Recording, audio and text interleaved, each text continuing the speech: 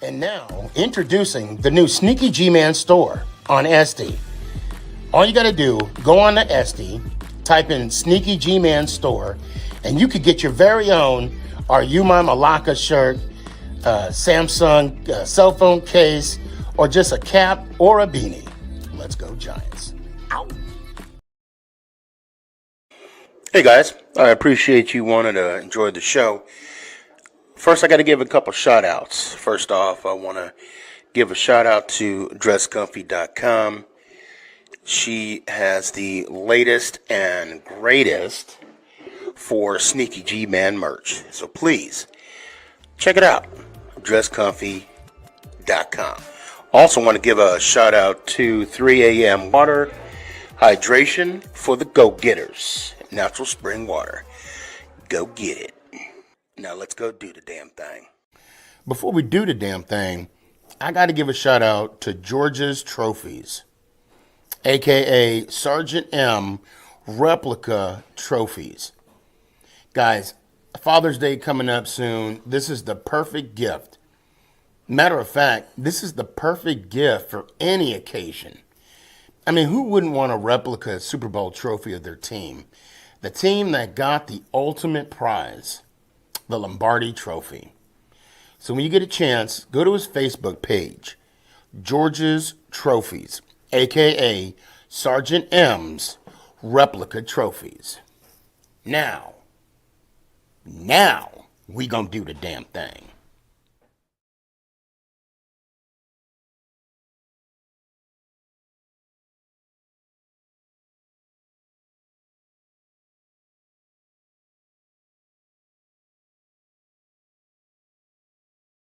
Yes.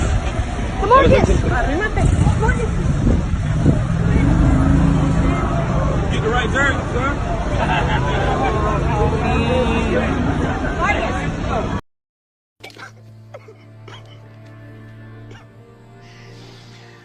Oh, no.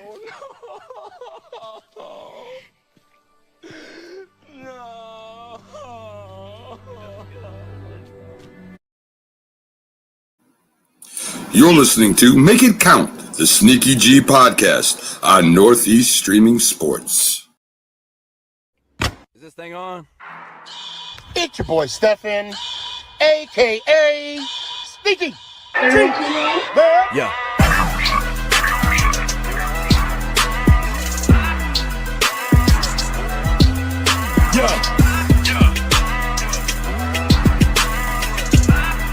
Lyrical assassin. Let's go, Giants! Ow! What's going on, everybody? It's your boy Stefan, a.k.a. Sneaky G. This time of year, I get excited. I truly get excited. And then,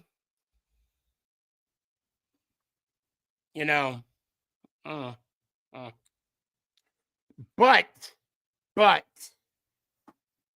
I got a funny feeling. I got a funny feeling in my tummy, and it ain't gas, and I'm not constipated. I think this year's gonna be different. I think it's gonna be different. Now tonight we got we're gonna have a great show tonight. I got one rule. No politics.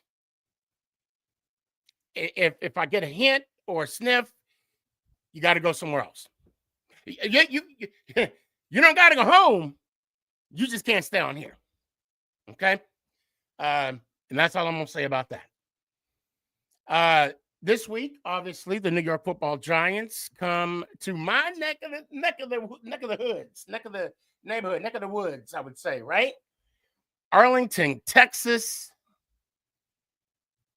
This is my, who says there's no Santa Claus? This is my Christmas. I'm looking forward to it. I can't wait. Sunday. Now tonight we got We got some Giant fans here, and we got some Dallas Cowboy fans here. It's going to be a fun night. So let's just go ahead and get started. Sully, what's up, man? Daryl. What's going on, brother? How you doing? Jalen. What's up? Tyson. Jalen. My boy, how's it going, Sneaky? Oh, and now,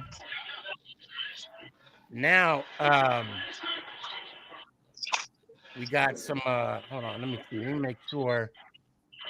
I got to find the Cowboy fans. Where they at? Okay. Mark Tyson was good. There we go. What's good with my brothers? Hey, Sneaky. What's up?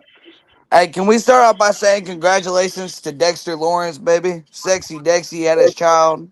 Oh, yeah, that's right. Yeah, Shout out to Dexter, bro. Yeah, healthy brother. Yeah, let's start off with that. His mind's now free. It's all football, you know.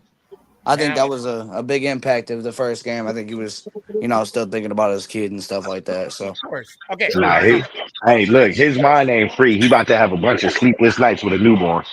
oh yeah, oh you know it.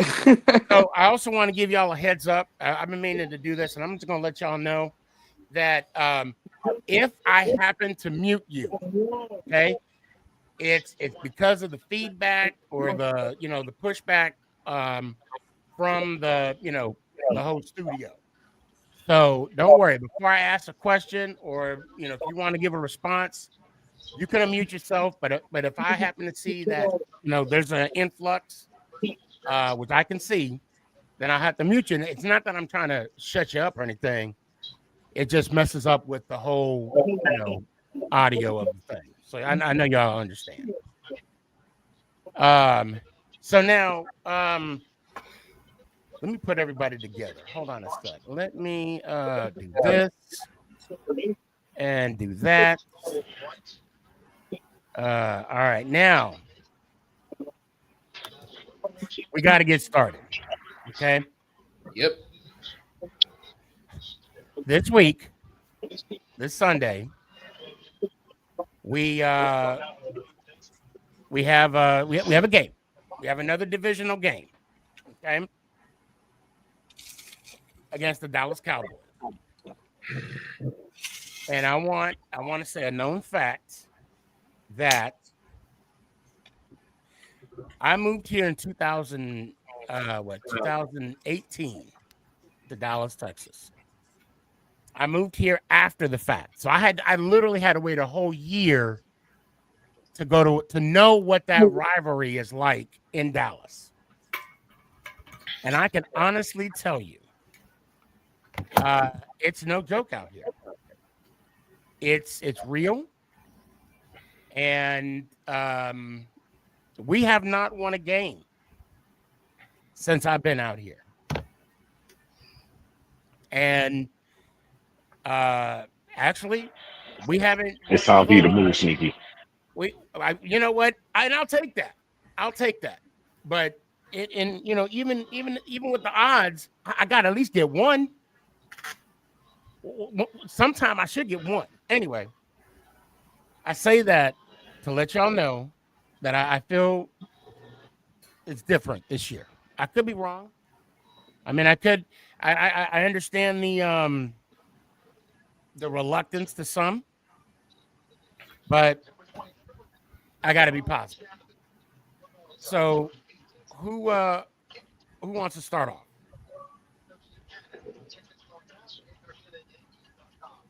Anybody? Ant, you want to go ahead? With what? Yeah, what are we starting with? I mean, about that L we're about to take this week? See, I didn't want to say that. Well, I don't want to say that. If they put out on the field what they put out last week, which is the same thing we saw last year and the same thing we saw the year before that, it's going to be another L. Humble Giant, I see you. Don't go nowhere. I see you. I'm just being real. That's all. And I just saw the end of it. I mean, hey, Jalen, you got anything on that? Oh, my bad. Honestly, all right, go ahead. Yeah, I mean, Ann is right. It's like I was actually talking to my dad about this earlier. what he said was if Andrew Thomas plays this week, which doesn't look like he's going to, he said that he would want Mbo next to him on the offensive line, and then Evan Neal next to Jermaine Illuminor, and throw the backup center out there. Because after what happened against Washington with JMS, Runyon, and Greg Van Roten, I said, get them boys out of here, please.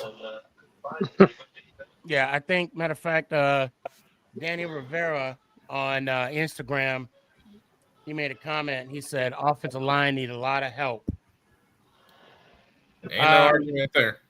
Now, I don't know if anybody saw the interview with, with JMS and Brandon London. And JMS stated that he does not, listen to the noise. I think he should just a little bit. That's just my opinion. What do you, Chris? What do you got? You've been sitting there patiently. Hey man, I've been sitting there patiently. Like you ask your Giants fans, who wants to start, and everybody's quiet because they don't want to jump out there because they know about all these L's y'all been taking lately. I want you to stay in Dallas Fort Worth because as long as you there, I know you guys won't beat us. So you stay right in Louisville, Texas, where you are. I give people your address if they need to find you because I know it. So you stay right there. All that money you spend, you even seen Cowboy L's in the playoffs. You hold up your sign and tell us how long it's been. But every time you go, somebody lose, and normally it's the Giants. So you stay right there, right where you are.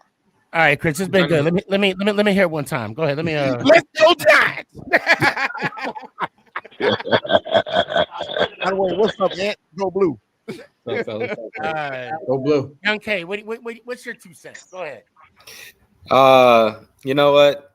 I feel like if the Dallas Cowboys come in how they did last week against the Philadelphia Eagles, put up a fight. The offensive line plays a vital role protecting Dak Prescott. I feel as though that the Dallas Cowboys will beat the New York Giants by like 2 scores if we put pressure on the quarterback, do better putting pressure on the quarterback. If the quarterback runs, you got to spy the quarterback, and the Dallas Cowboys defensive coordinator has to be more unpredictable than he was last week, because last week he ran cover 2, 27%, cover 3, 43%, cover 4, 21%. So the Dallas Cowboys just mix up things and put up a fight, and CeeDee Lamb catches the ball, we'll beat you guys for sure. Hey, Jalen, I will bring you back before hour or something. Only 2 scores? Keep me accountable. Only I gotta bring 2? I feel like 2. Bring somebody on. So I got you, Jalen. Hold on. I feel like you're being humble. I got a question, Sneaky. I only see 2 real Giants fans here. The rest of y'all won't show y'all faces. What y'all scared of? What you scared of? Show your face. Hey. Oh my God. I know Andy a real fan, and I know Sneaky a real fan, but everybody else they scared to show their damn face. Show your face. How the fuck I turn my camera on this damn thing? Sully, can I put this? Can I put you in the back page real quick? Never scared. It hasn't been on yet. Yeah, go ahead. Hello, everybody. How you doing? So, see, this is why I can't stand Cowboy fans, bro. I can't stand Cowboy fans. I love Young K, but Young K's content gets on my nerves all the time. So on the same breath, he talks about Eberflus running that cover 2 the whole time, but he doesn't put credit to only 4 receptions to A.J. Brown and Smith for 24 yards. You can't have the whole cake you needed too. So you're pissing on Eberflus for having a wonderful job taking care of these 2 wide receivers and making Jalen Hurts make spectacular plays out there. But at the same time, you want all of it. I just don't get Cowboy fans. I can't stand Cowboy fans, and it's not saying the whole story. He made a post the other day about Jaden Blue, right? And he even put Eberflus's quote saying that he's inconsistent. Then after he says that he's inconsistent, he's not right on Tuesday, he's not right on Wednesday, then Young K goes and says I would put Jaden Blue in. Like, did you listen to what the coach just said? It drives me crazy. It drives me crazy. For the record, everyone that don't know, Mikey 520, he is a Dallas Cowboy fan, by the way. And he just criticized another Dallas Cowboy fan. Well, because I can't stand Cowboy fans, except me. Damn. No, I love Young K. I love Young K. It's easy to go out. It's just like I love him. I like busting his chops. I like busting everybody's chops. I'm sad that Cowboy beating on here because I'll be busting his shit too. But yes. Oh, and when Dak Prescott Mara hits the field, he is the real owner of the Giants. Thank you. Is he? I did not mean to do that on purpose. Oh, I thought he left. Nah, when Dak. He talked about Dak and I took him off. No, hold on. I meant to do this. Okay. Now, come on now. That whole look, I'm getting tired of this whole Dak owns the Giants statement thing. But he does. This is no. Yeah. I like when Ant tells the truth. Y'all can't handle the truth from Ant. No. Hold on. Wait. Hold on. Let me get my point across. You know what? Fine. He can own us all he wants to, but I'll tell you what.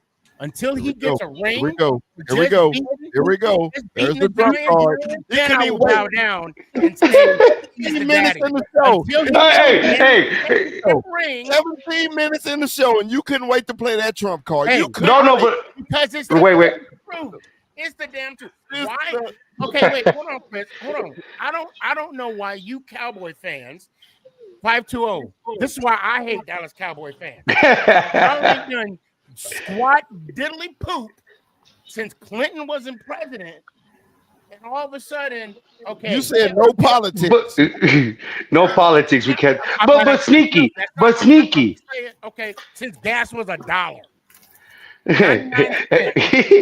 Since you were at Buena, but sneaky. You look at the caveat you're putting. You're like, so my neighbor could get involved with my wife all he wants, but he didn't marry her like I did. So like, what are we talking about right here, bro? Like, that's like, what are we talking about right here? So no, bro. No, and I'm sorry, I didn't mean it like that. But you understand the analogy. But be real. To get your wife wouldn't be that hard. So I mean, it'd be like, no. See, but you understand. See, that's where we get. It's a slippery slope with the analogy. Sneaky, if you guys win this game, right? I'm not going to hear the end of it from you, Nick. Sneaky, it's going to be like all 14 consecutive games that Dak has against you, all in one by you. You would have shut the fuck up. I'm gonna tell you right now. I'm gonna make this proclamation. Yeah, y'all might want to block me for a couple months. I'm just matter of fact, I want every Dallas Cowboy fan to hear me right now. Oh God! If we walk out there, I told you, I told the guys on Tuesday, I'm gonna be on the show. All you gonna see is my feet, my socks. But that's funny, Sneaky. Your account is overdrawn. You're in the negative. You're overdrawn. So if you put $1 in there, you got $14 that are negative. Gee, you still can't buy a Snickers. See, the reason why I say our account will have a nice balance is the 3 appearances that we have in the Super Bowl compared to the negative. Let me say something, Sneaky. To actually have a legitimate argument, okay? You want to go until the past. You love the past, okay? So let's start fresh. Let's start fresh. This year is fresh, okay? So say if you lose on Sunday, okay? Again, but we talking about now, okay? See, you already messed up. Wait, you couldn't even ask the question when I said now. Okay, so if we beat you again, what will be the excuse this time? Because last year you said you had a feeling. The year before that, you said you had a feeling. And the year before that, You had a feeling. I wish you don't get a feeling. Maybe y'all can win a damn game. Like the Jackson 5. I got a feeling. This year's different. Hey, how's Danny Dimes doing over there in Indy, huh? How's old Danny Dimes? Oh, y'all see my caption, don't you? Dallas Cowboy Chris Daniel Jones, #1 fan. Hey, I love you guys. This is jam-packed in here. I wanted to make an appearance. God bless all you guys all through this football year. You already know what's up. Hey, Cowboy Up Podcast. What's up? Mikey, before Chris, do you want to tell him or do you want me to tell him? Tell me, Chris. He knows what to do. Oh, okay. You know what to do, Mike? Oh, yeah, yes. Go Giants. Oh! Close right? Enough. Yeah. That's close enough. Appreciate you, Mikey. Yeah, he's one of my homeboys. 520. That's my area code. Okay. Let me bring in Dash in here. Humble Giant, you got a quiet. Hold on. I just let them talk their crazy shit or their crazy mess. I just let them get all shit. How is it crazy? I mean, no, listen. So it's valid because you guys have a streak going. Y'all got a couple dubs on us, so it's not much we can fight back with. But I just want y'all to know, if we win or when we win, you won't hear the end of it. And not on the fact of the Giants winning, but more so on the fact of the Cowboys losing to the Giants. I think that point will take ESPN way further than we think it's going to be. So it ain't even going to be us that got to brag about it, to be honest. They going to walk it down for us long weeks for y'all, for sure. Well, if the Cowboys lose to the Giants, again, it's a big if right now. But God forbid they lose to the Giants. It'll be more of an embarrassment for Cowboys and Cowboys fans that they lost to this Giants team than it will be for us to have won. You know, I do want to ask Giant fans here. Now, hold on. Let me add Tyson. Let me ask you because I want to bring Sully in and then Mark D. I want to bring in Jalen in back too after I ask you guys. Did I lose somebody? Would this be considered an upset? Yeah. This is a big effort, but we're gonna need this win. It's been years since we beat the Cowboys, but let them brag. They can brag all they want.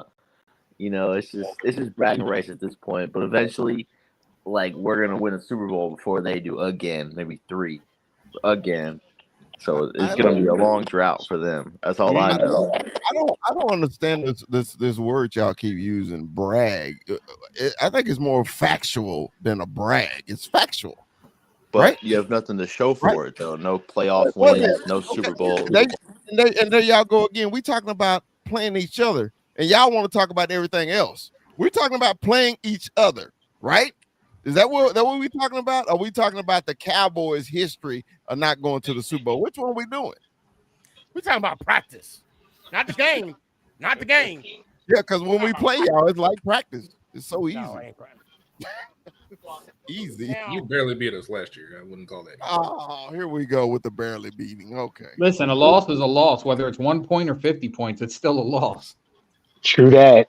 If they didn't change up that offensive line scheme this week, then we will lose. Period. I'm back, by the way. I had to talk to my mom. No worries. I got you, Dash. That offensive line is a scary thing. Okay. Giant fans, right? And Mark, everybody, just Giants right now. What are the keys for us to win this game? What do we need to do? And you first. We need to find out where the Cowboys are staying at overnight and send a whole bunch of X-Lax up there. It's about what it comes to. Oh my God. Sully, what you got? Nah, I'm sorry, Daryl, what you got? Like I said, if that offensive line scheme is still the same, we will lose. Hey, Mark, all my focus is on the offensive line. If we don't have an offensive line, we can't get nothing generated. Just point blank and period. I'll tell you right now, Van Rotten's got to go. JMS has to go. And who's the other one? Runyon. All three of them got to go. Yep. Bye. See you. Sully, what do we need? Hits in the ass. What are key things that we need to do, man? Well, I mean, I'm not trying to beat the dead horse, but that offensive line has got to play better. And then along with that offensive line playing better, we need better play calling. This bland vanilla play calling that we doing in these trick plays, they not working, man. We got to get back to smash mouth football. Hit them where it hurts, make them feel it, and drag them through the mud, make it a long game for them instead of it being a long game for us.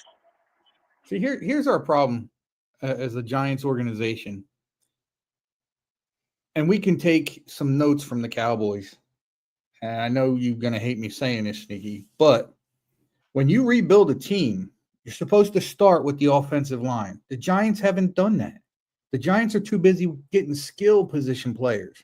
Well, what good are those skill position players if your offense can't hold up a line so them skill position players can get the ball? You're only as good as your offensive line, and our offensive line ain't even good. Till they prove us otherwise, I'm not feeling good about this year. It's just a fact. Go ahead. I'm sorry. Go ahead. Gonna have to double up on my Xanax. The sad truth is, and yeah, like you said, Sully, it's like beating a dead horse. Offensive line, it starts off there. We got to improve on our running game. I mean, that just got to be it right there. I think the only benefit for us in this game is that Parsons not there. I mean, truly, I'll be honest. And that one, what's his name? Marcus. He's over what? He's in Bronco country. Or no, I think he went to Seattle, right? Did he go to Seattle, Chris? The Marcus Lawrence? Yeah. Yeah, he went to Seattle. Seattle, yeah. I think that's a benefit. And I think one of your corners might be out this week as well. But I mean, it's just one of the. Look, are there some legit concerns? Yeah, of course. There's always legit concerns. We haven't done anything. Even outside. Shit. We got swept in our division last year. We got swept. We didn't sweep. We 0-6 in our division. And this is more than just, and it's for both teams. This is more than just a game. This is a divisional game. Both teams can go 0-2, not only in the win and loss column, but also in the division. This is one of those. This is a huge game. I got a question for you and even the Cowboys fans, because you guys are on the outside looking in. In all honesty, if the Giants put out the same team they put on the field last week, and again, I'm not trying to take a shot at the team. What do you guys? What can we do to not even beat Dallas? What can we do to be competitive? Because I want to start there. Is there anything we can do? Yeah, it's simple for me. The people who beat the Cowboys, they run right at the Cowboys. You got to run at the Cowboys. You got to run right at them. Okay. If you decide to go side to side and continue to throw the ball, you don't have a chance, basically. Now you went and you got your running back, Scatterboo, everything, and you got, I forget your other running back. I forget his name. Tracy. Okay, I actually like Tracy. Anyway, but the whole problem is like Ant said, man, the offensive line is porous. Yeah, it's a constant thing for y'all. So the way to beat the Cowboys is to run at them, but it seems like your offensive line don't have that capability. So you already had a deficiency. And like I said on our show on Tuesday, talking about, I don't mean to change the subject, but your quarterback, he reminds me of a punch drunk boxer. It's remember Russell Wilson once when he used to escape the pocket, he would get downfield and pick up first downs and everything. Now his escapability is not there. He's just looking to get hit. So if Russell Wilson is going to be your quarterback, you're going to lose the game. I'm more afraid of your rookie than Russell Wilson. So, y'all got two things. Y'all started Russell Wilson and your offensive line sucks. See, I can't put it all on Russ because I was just on another show before I popped in here, and we were talking about that. Everything is the offensive line. When your offensive line isn't blocking and capable of blocking to the point to where the defensive front is in the backfield before the quarterback gets the ball in his hands on a snap, Russ can't do nothing. And that appears to be what it is. Well, and Pittsburgh offensive line wasn't bad. Denver offensive line wasn't bad, and it was the same freaking result. It's the same result. Yeah, but Pittsburgh made it good. They had a good game with the Jets. I want listen at this point. I'll take. Yeah, but Chris got a point too. Also, Chris had a point. What's that? So Russell Wilson is showing the same results that he did in Denver and in Pittsburgh. He's showing the same results. He ain't been nothing since he left Seattle. Well, let's not forget he got Pittsburgh to the playoffs. I mean, that's more than we could say about the quarterbacks we've had in the past. Granted that Jones did take us 1 year. Pittsburgh defense got them to the playoffs. Can I ask a question here? Wait, what's up? Just to not not never to down our team or think we would play this kind of game, but is it a thought that the offensive play calling and stuff have not been in favor of Russ for a reason? Like, I mean, the offensive line is playing bad, and that's a thing that they have to get right. But they weren't horrible. You know what I mean? Like I mean, they compounded with Russ. They were horrible. But is it a thing where we feel like the play calling has been slated to maybe get Russ out of there faster? Do we think that's an option? Is that something that we feel like we'll do, or is it just it's just bad? It's just that bad because I think like I was saying, and I really didn't say that to mean like as a joke. Like the defensive front of Washington was in our backfield. So when Russ was set up in a shotgun and they hiked the ball, before that ball was in his hands, the defensive front was already in our backfield. But that was the same problem we had last year. That's what I'm saying. It's ridiculous, and we're not working on it. We're trying to piecemeal it with somewhat decent names. I mean, let's face facts here. The only reason they went after Runyon, because I don't think Runyon was good in Green Bay. The only reason they run after him is because he stays healthy. That's it. Because every time they talked about Runyon coming in, they're like, he was the most consistent guy on that team the last 3 years. He was the guy that stayed healthy. He played every down. He played every game. Well, okay, but what did he do? He stayed healthy. Great. We have the opposite of that. We have a great offensive lineman that can't stay healthy. What's that doing? Now, to Humble's point, I highly doubt that's an issue. And I'm gonna say this, and this is why. Apparently, before they signed Russ, Dable went on air and he said he watched every single play, every single pass attempt that Russ had in his NFL career. I'm just going off of what he said, because he said by him doing that, he knows what works for him and what doesn't. So I'm hoping that he, if that's what he said is true, which I do have confidence in our coach, that he passed that information down to Kafka, and they built that, that offensive, offensive game plan tailored around him. So I hope that's the case. But we don't know. We all know that Russ is not going to throw in the middle of the field. He's not going to throw between the guards, right? The centers, left and right shoulder, ain't no ball going around there. Ain't no ball going over there. Because he can't see over their shoulders. Yes. And to Chris's point, what he mentioned earlier, you got to run straight through him. What did we talk about on Tuesday? We got to run outside instead of inside. That's what we were talking about. Screenplays, man. Screenplays. They don't run enough screenplays. Not that that's going to save our day, but it'll make the game a little more interesting. But we got Thank you. But we did get some positive yards on that. What's up, Young K? You want to say something? Yeah, I got to run. Hey, I appreciate you for letting me on, though. Oh, okay. Hell yeah, man. Good seeing you, bro. Sure. Good seeing you too, man. All right, let me hear it one time, man. Be good. Let's go Giants. Ow. I'll holler, man. Be good. And I just want to point out what Ant was saying. Like, or I think one of you guys said it, run outside in screenplays as well. That's really what the Eagles have done to us in that game. They were running in outside, and we just could not stop the run at all. So that's something that you guys could try and see. Well, you guys, Dallas is going to have a little help this year because our offensive line doesn't help the run either. No, it don't at all. True. Very true. It don't Sad, at all. but true. TP, man, you got to come in here, man. You got to. I can't get any positives out, man. I know you can. You got to get in here, bro. What's happening, TP? I can't, How you man. been, brother? TP, Oh, man. look, man, look. TP, the giant. I need What's up, fellas? I need you to help me out, bro. Like, for real, because I want to talk so much trash right now. It's hard, but man. I can't. We can't. I can't. I can't. I can only hope.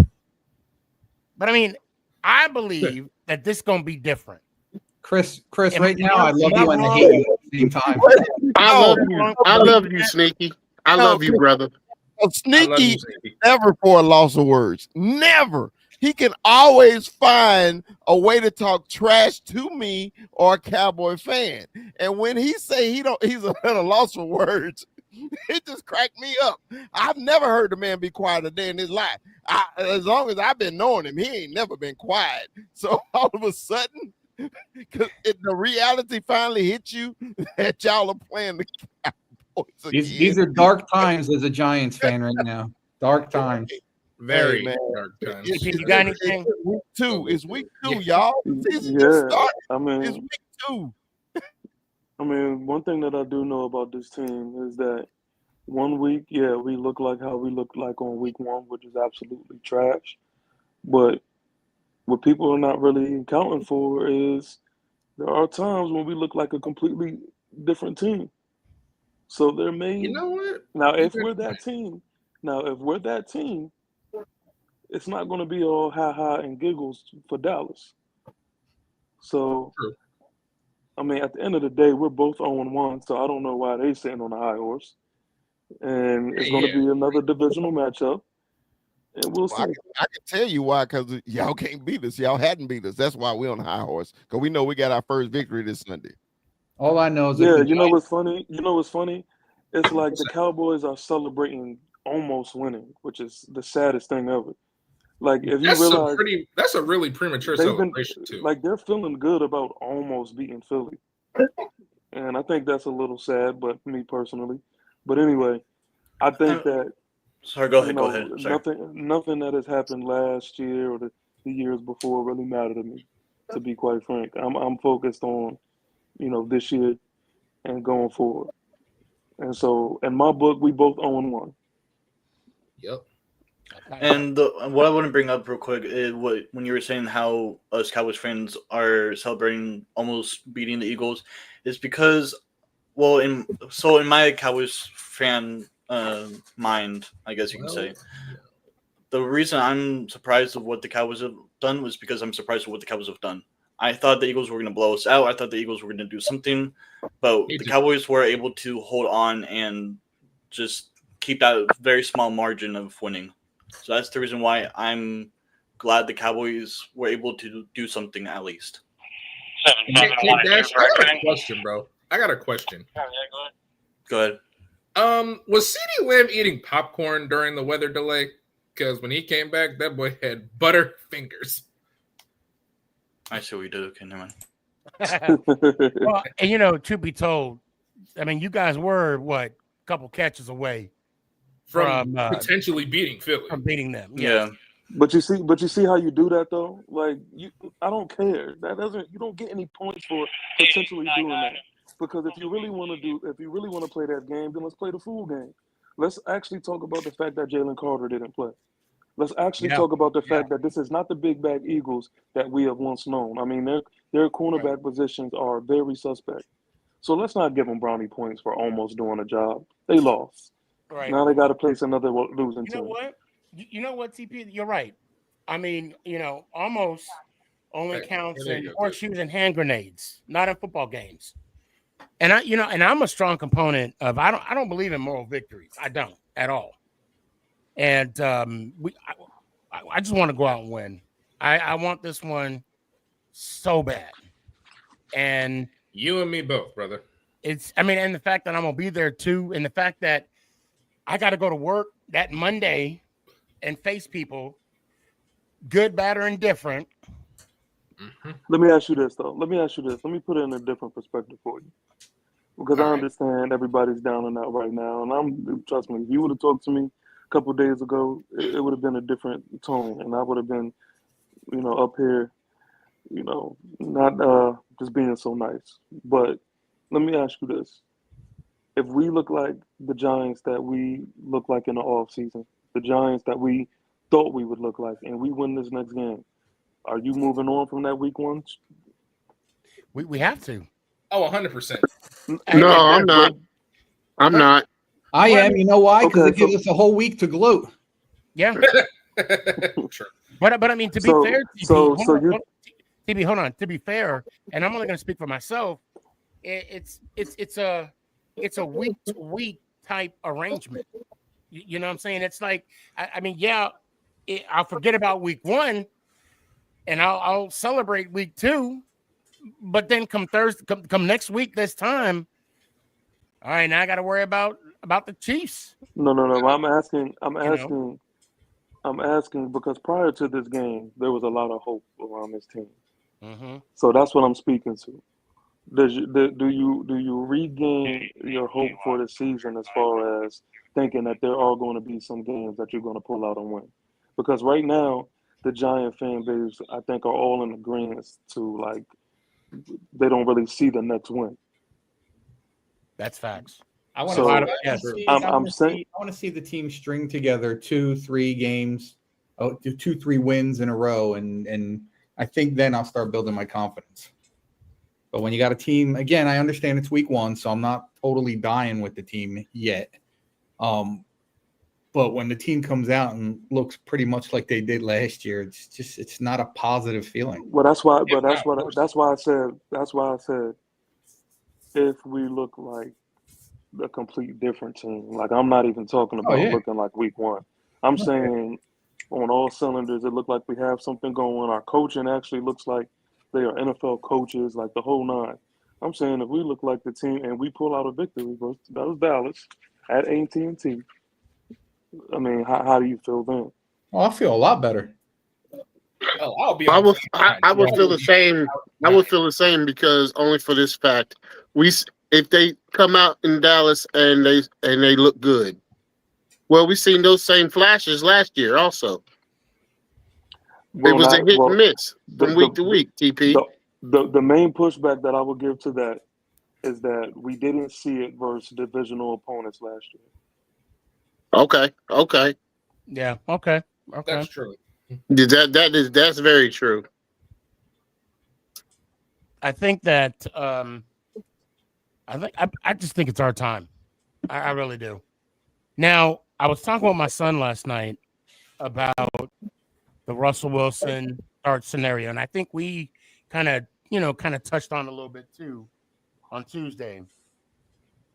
I got to be honest. I know I said I don't want to see Dart all this year, but if Ruff has a poor first half, I don't see it being easy for Dart not to be put in. So why do y'all want to see? Why would y'all want to have Dart in the game? I don't. I want to see Jameis Winston. I don't. Me too. I don't want to see Dart in there. Nope. But I don't think we can put Dart in or Winston in. If Winston is number 3, I don't think we can see Dart unless Winston's named the second string quarterback. I don't understand. Like what I don't really understand is how do we look at last week's game and then say Russell Wilson was the downfall? Like I'm not. We can't say that though, because then again, we didn't give Russell Wilson a chance to even prove it so, because the offensive line was so horrendous. Bro, Russ got pressured on. Sorry to interrupt you, TV, but he got pressured on 50% of his dropbacks. 50. That is insane, bro. But My bad for cutting you off, TP. No. I definitely wanted to hear you. I mean, And you know that's why he was pressured over 50 snaps, Jalen? Because everybody knows that our offensive line is trash. Yeah. But also, and this is the thing that frustrates me is like our offensive line is trash, and there's no excuse in that. But I don't feel like this coaching staff is under fire like it should be. I hear some people saying things and things like that, but to me, it's just clear as day. That was a terrible, absolute terrible display by this coaching staff, especially offensively, especially coming from the offensive guru. Like that was terrible. We couldn't put up 6, and I don't even want to keep going back into the whole 9, but it's just coaching did a terrible job. And then when everybody was wondering what I was saying last year about the Daniel Jones thing, now it's starting to make sense. Because when everybody kept dogging Daniel Jones, I'm like, okay, I understand that y'all do not like Daniel Jones. I get it. But how come nobody is talking about the factors surrounding Daniel Jones? Nobody is talking about the fact that this coaching job is terrible. Only thing people saw at the time was Daniel Jones. And now that Daniel Jones is not here, you have no scapegoat. And it's clear as day that it's his coaching staff, but still people are finding reasons to look for different excuses. Mm-hmm. Well, and at the same time, I got to give Daniel Jones some kudos because, he took it on the chin. He said, I didn't play well enough while I was over there. And I mean, it's easy to point the blame on the person that has the ball 100% of the time. It's easy. True. But at the same time, what really bothers me is that, and I hate to talk about Daniel Jones right now because, he's not on the Giants. I'm only worried about people that are on the New York Football Giants. Mm-hmm. People want to chastise him and he got pushed out. But I was a believer of Daniel Jones. I wanted him to be successful. Matter of fact, when Belichick was still coaching the Patriots, I was saying, watch Jones leave us, go to the Patriots, and ball out. Watch. So I'm not gonna say I'm surprised. So we got an email. But at the same time, I don't want to focus on that. I don't want to dwell on that. No, you're missing the point, Sneaky. It's just not about Daniel Jones. No. But I'm just saying. No, I'm just saying. My point. My whole point of that. I apologize. Was just to say that I was a supporter of him, but because everybody wants to, and even some people in the Giants, fan base, if you will, want to say, see, he's not the problem. But when he was here, in some instance, he just didn't perform as well. Although, even though I did back him up, and I was very, I was a big supporter of him. Mm-hmm. Because he was our guy. He was our QB1. Okay, so again, this is I mentioned Daniel Jones, but this has very little to do with him. Like the point that I was trying to make is that no one really paid attention to how terrible the scheme and play calling was surrounding Daniel Jones, which is applicable to right now. Like right now, this offense looks terrible because of what we're throwing out there. We gave this offense no chance. Everything that we did offensively didn't make sense. It was trash. And schematically, it was just the most basic thing I've ever seen on the NFL football field. So, like, to me, it's not about Russell Wilson. Yes, the offensive line is bad. But the biggest takeaway and the biggest story to me is this coaching. This coaching. And there's no more hiding about it. Like, no more excuses for these guys. We got to call these, like, we got to tell it like it is. I got to push back on it a little bit too, because so you're telling me if the Giants had a better scheme that we'd be a better team, even with this offensive line when they're not giving. That's my issue with it. If the quarterback is not getting time to do and draw up the plays that the coaches are sending into him, That's not a coach issue. That's an offensive line issue. I'll give you a perfect example. Okay. We needed one touchdown to get back into the mix of the game, pretty much the whole game until the fourth quarter. Mhm. We needed one touchdown. We got into the 2-yard line. You telling me that coaching wasn't the factor as to why we didn't get into the end zone? No, I agree with that. They were a factor. They weren't the factor. Because definitely you were. can throw in a bunch of plays and at the 2-yard line, and again, the players got to go out and make it happen. When your offensive line is as trash as ours is and gives up the way they do, I don't care if Vince Lombardi's your coach. It's not going to happen. You need the guys to do their jobs in order for the coaches to send out the proper instructions that these guys can actually run. Now, Ant, I know you got to go soon. Do you want to say your final word? No, it's just I hope things get better. I really do. And again, last week is week 1. It's just, again, like everybody else, I'm tired of the same old thing year after year after year. They come out this week and we still lose, but we play better than we did last week. Then there's hope. There's hope. Right now, I don't have any of that hope. Yeah. In the back of my mind as a Giants fan, I want it to happen. I am not feeling it. That's pretty much it, guys. I appreciate you all, man. I got to get out of here. I got to get up early tomorrow. Let's go Giants. Ow. Appreciate you, fam. Be good. Yeah, Sneak, I got a few minutes left too. Okay, yeah. I saw your comment too on that. Let me bring a couple people in real quick. Jerry Jones got to retire. So this is your first time on the show. Hope all is well. And I just hope all is well. So TP, okay, you meet TP. Mm-hmm. I will agree with you to a certain extent. Like the pass to Bo, I think was ridiculous. I think it was too cute. We need to be more efficient than cute. Okay. Now, at what point though? At what point? And I hear you, and I do see some comments of fire Dable and all this, but at what point is it lack of execution? I didn't see that, and I watched the all 22. I watched the film, and it wasn't to me more as to the players' effort or lack of execution. We were just completely out-coached and out-schemed. Like, even when you think about the one drive when we finally did move the ball, we did what I thought that we should have been doing the whole game. I'm watching the Packer game right now, and the one thing that they are doing that we didn't really do was test these corners. The one time we did move the ball up the field, that's what we did. We tested these corners. We kind of shied away from doing what we needed to continue to do. We took a shot to Darius Slayton, and he really had the play had. It was a missed call by the refs. The dude had a handful of face masks. But you can't, because it didn't go our way. These are things that coaches should see and say, you know what?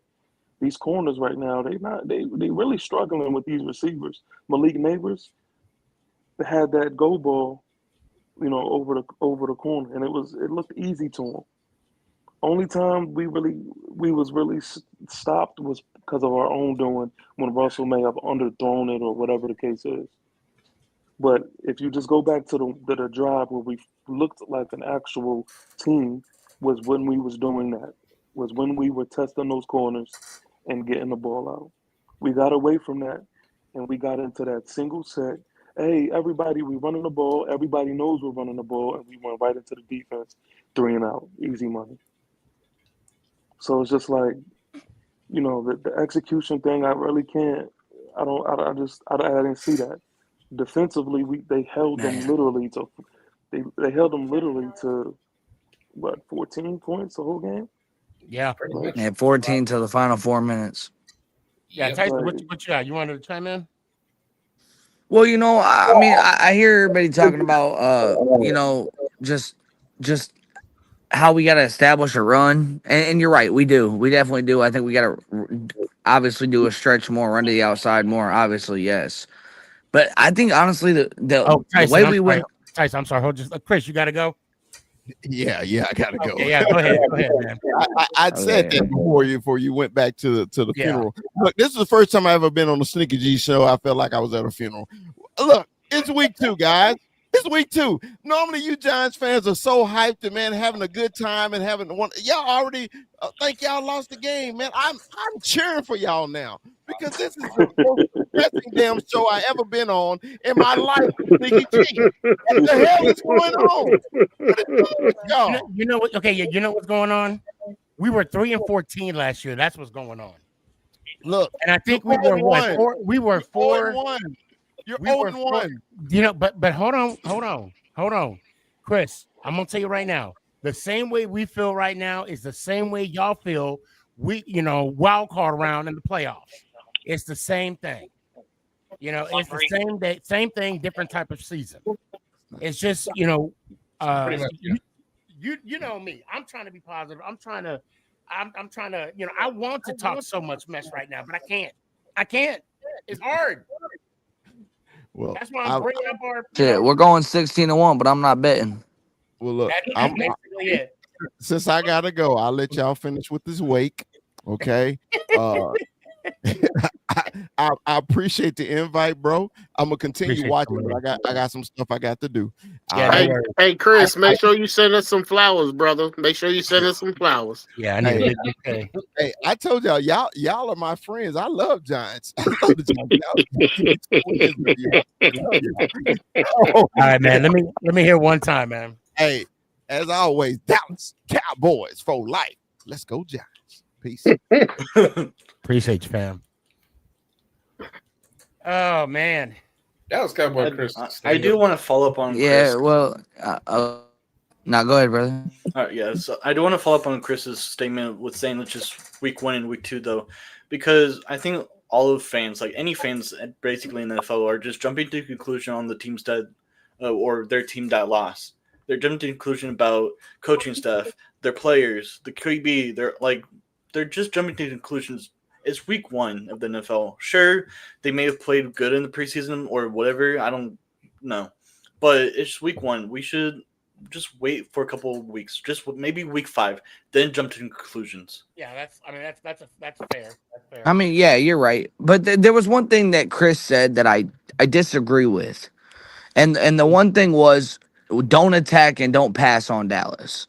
Right? Don't try to throw like what we should have done against the Commanders. No, we should. Especially with Deron Bland being out this week, we should definitely attack their weakness, which is going to be their corners. The guy that's going to be on, obviously, Malik Neighbors is going to be Trayvon Diggs, right? We know that. I mean, after that, though, Wandell's a good piece. Who's guarding him? This should be a game where Slayton should be able to open it up and get good gains and good yards. At the end of the day, yes, it comes down, can the line hold up and block for us to get enough time to obviously hurt them in the passing game? Obviously, yes. But that's my number one focus. I think our first thing this week should be pass, especially with Bland going to be out for this week and the multiple weeks. I think we need to do a lot of screens, a lot of quick slants. We got to get the ball to Malik as much as possible. I like what quick game and then go for a deep shot. Yeah, and I love you guys. I really do love you guys' enthusiasm. I really do. Hey, this is tripping me out right now because this is the first time second time because the last show I seen, but this is the second time I seen Daryl's actual face. This is tripping me out because I'm seeing the voice. Right? I'm hearing the voice, but this what up, Daryl? I'm just tired of seeing the same old merry-go-round. Mm-hmm. Nothing's changed, fellas. Nothing has changed. If you know what the problem is, you're supposed to fix it. If you got a leaky they didn't fix it. They didn't fix nothing about that offensive line. Nothing. You got a leaky faucet, you put a patch on it, or you get a new faucet. One of the two. It's so sneaky. But they haven't done nothing to fix it. Nothing. CP, so let me ask you a question. Did you rewatch the game? Oh, yeah. Yep. Okay. So now I think I want to as well. I'm gonna try and see if I can get it on NFL Network and just check it out.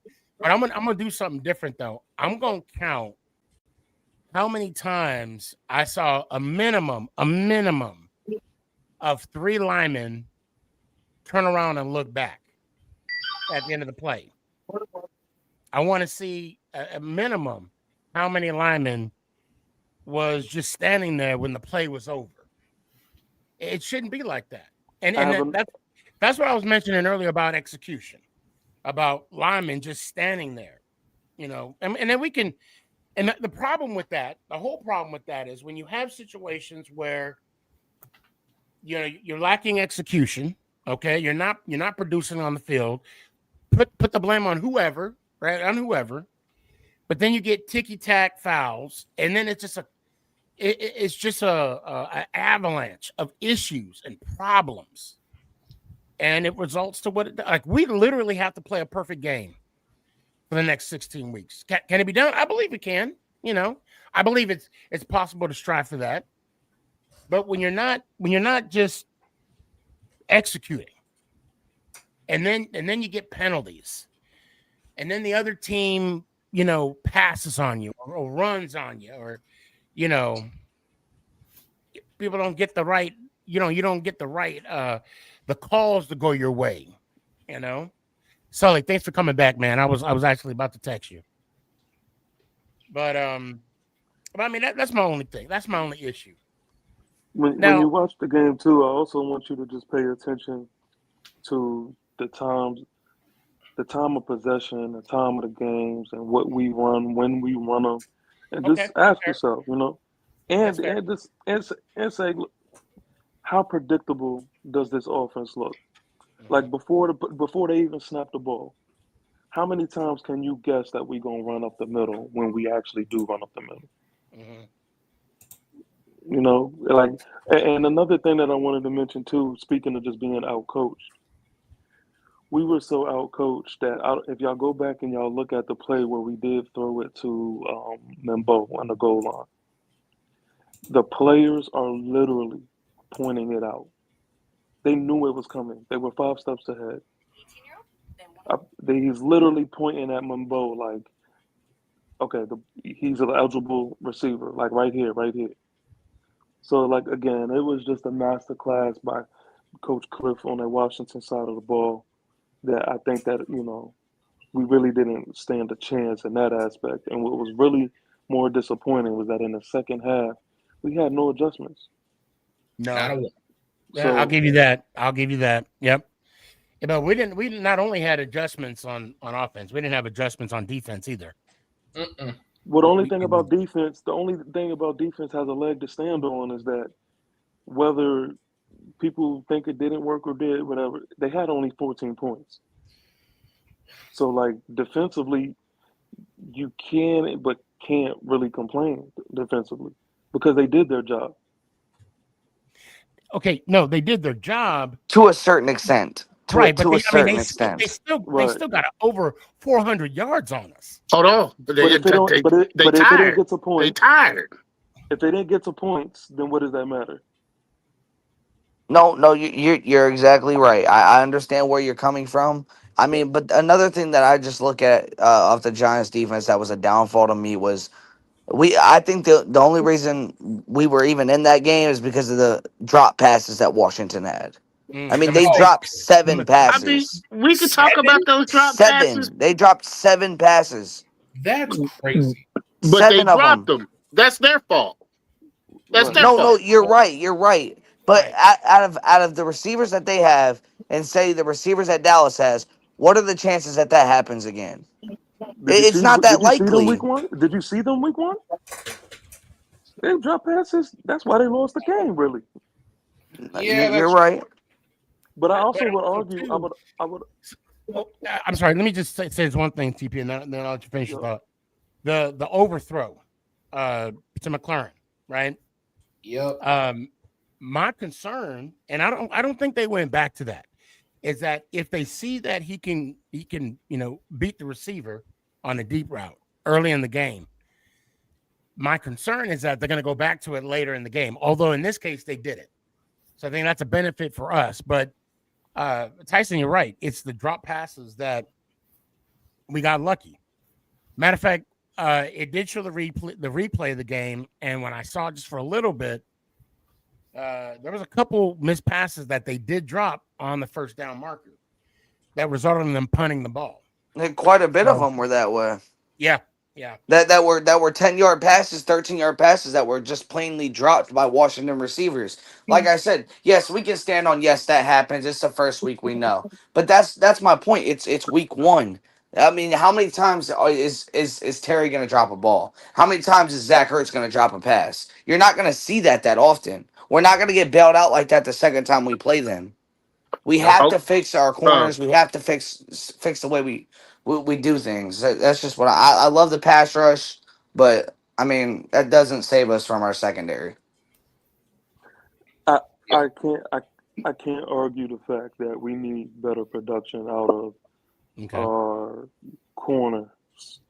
But in the same breath, I think that Javon Holland was a name that I think did a pretty good job. He made it to where I think he made it to where a few of those passes were like, if it wasn't right on the money, then it was going to be an incomplete pass because that's how tight Javon Holland was on as far as coverage. And there were times where he actually did break up big passes in the game. To me, the biggest weak link was Cordell Flott. I mean, he was a target. He was a target that they was absolutely eating up. You're right. You're right, and I don't mean to cut you off here, but I don't see what you see out of Javon Holland, because here's the thing. I was at the game. I know I saw Javon Holland, but there was 2 times on third down when we had him at 3rd and 5, and Javon Holland held Zach Ertz and gave them a first down. I mean, because he was being just plain on beat. He held him, and he was going to get beat, so he held him, and that's an automatic first down. I mean, that's another thing where it's just like the penalties. You know, you're beat. Obviously, yes, the right thing to do is probably hold on to him so they don't get a bigger game. But I mean, he shouldn't be getting beat by Zach Ertz at all. That's a misconception about Zach Ertz, and it was something that I learned last year as well. Zach Ertz is one of the prominent tight ends in the league still. He's old, but if you just go look at what he did last year, what him and Jaden Daniels did last year, he's still one of those very good tight ends in the league. And so you're right. You're right. I mean, but I can't. It's like I think we're saying the same thing because we both see that yes, you definitely need better play, and I'm not going to try to sit here and act like that's not the case. But I think that there were things that did happen in the secondary that they may not have gotten credit for. That I think that was actually a decent job. I mean, Javon Holland did do that, but he also did break up a couple passes as well, and big moments of the game. Yeah, I mean, the thing for me, it's the fact that we had them at so many times where we had them 2nd and 19, 2nd and 20, and they get a first down in 2 plays. Yeah, that cannot happen. We had them. They had penalties that were hurting themselves. We were getting sacks that were setting them up at 2nd and 19, 2nd and long. That should just automatically we should get them off the field. I mean, once you're 2nd and 20, they shouldn't have a chance. And they drop back on 2nd and 19 and throw a 15-yard pass because our safeties are playing 15 yards back. I mean, when you're getting beat that way, it's unacceptable. To 2nd and 19, 1st and 20, and they're getting first downs. I mean, it's unacceptable. You bring a good point because there has been a couple times in the game where Burns would get a sack, and it'd be 2nd and 15, and then they get on that 2nd and 15, they get a first down, and that happened on a couple occasions. I mean, I remember saying on the live show that I did, I mean, in order for that 2nd and 15 to be effective, for it to count, the defense has to step up and be accountable. Now, again, I'm not disagreeing with this at all. That is a definite fact. I think I would go as far as to say, I don't care what defense that you're in. you should never allow a 2nd and 15 conversion. That just point blank period. Yeah. But You I shouldn't allow do. a 3rd and 10 conversion, and we allowed that on multiple occasions. But I do. This is when the coaching aspect too, because again, this is coming from somebody, who watched the film, watched the all 22. That's why I'm speaking from this standpoint. Is that we did things that didn't help us either. Like the whole spying on Jaden Daniels thing was terrible. Was terrible. You have Abdul Carter, who is one of the best pass rushers on his team, and you're not using him to his strength. Nope. Like, why? And you're right. That was the thing that we talked about on Tuesday. Is we need to get Abdul Carter more involved. And another thing is, I would rather have Thibodeau being the man the man out and in instead of Abdul Carter. Considering we saw promising things out of Abdul Carter, that Thibodeau's he's had one good season, but Yeah. That's our 3rd overall draft pick. At the end But of the day. Thibodeau didn't look bad. Thibodeau didn't look bad. No.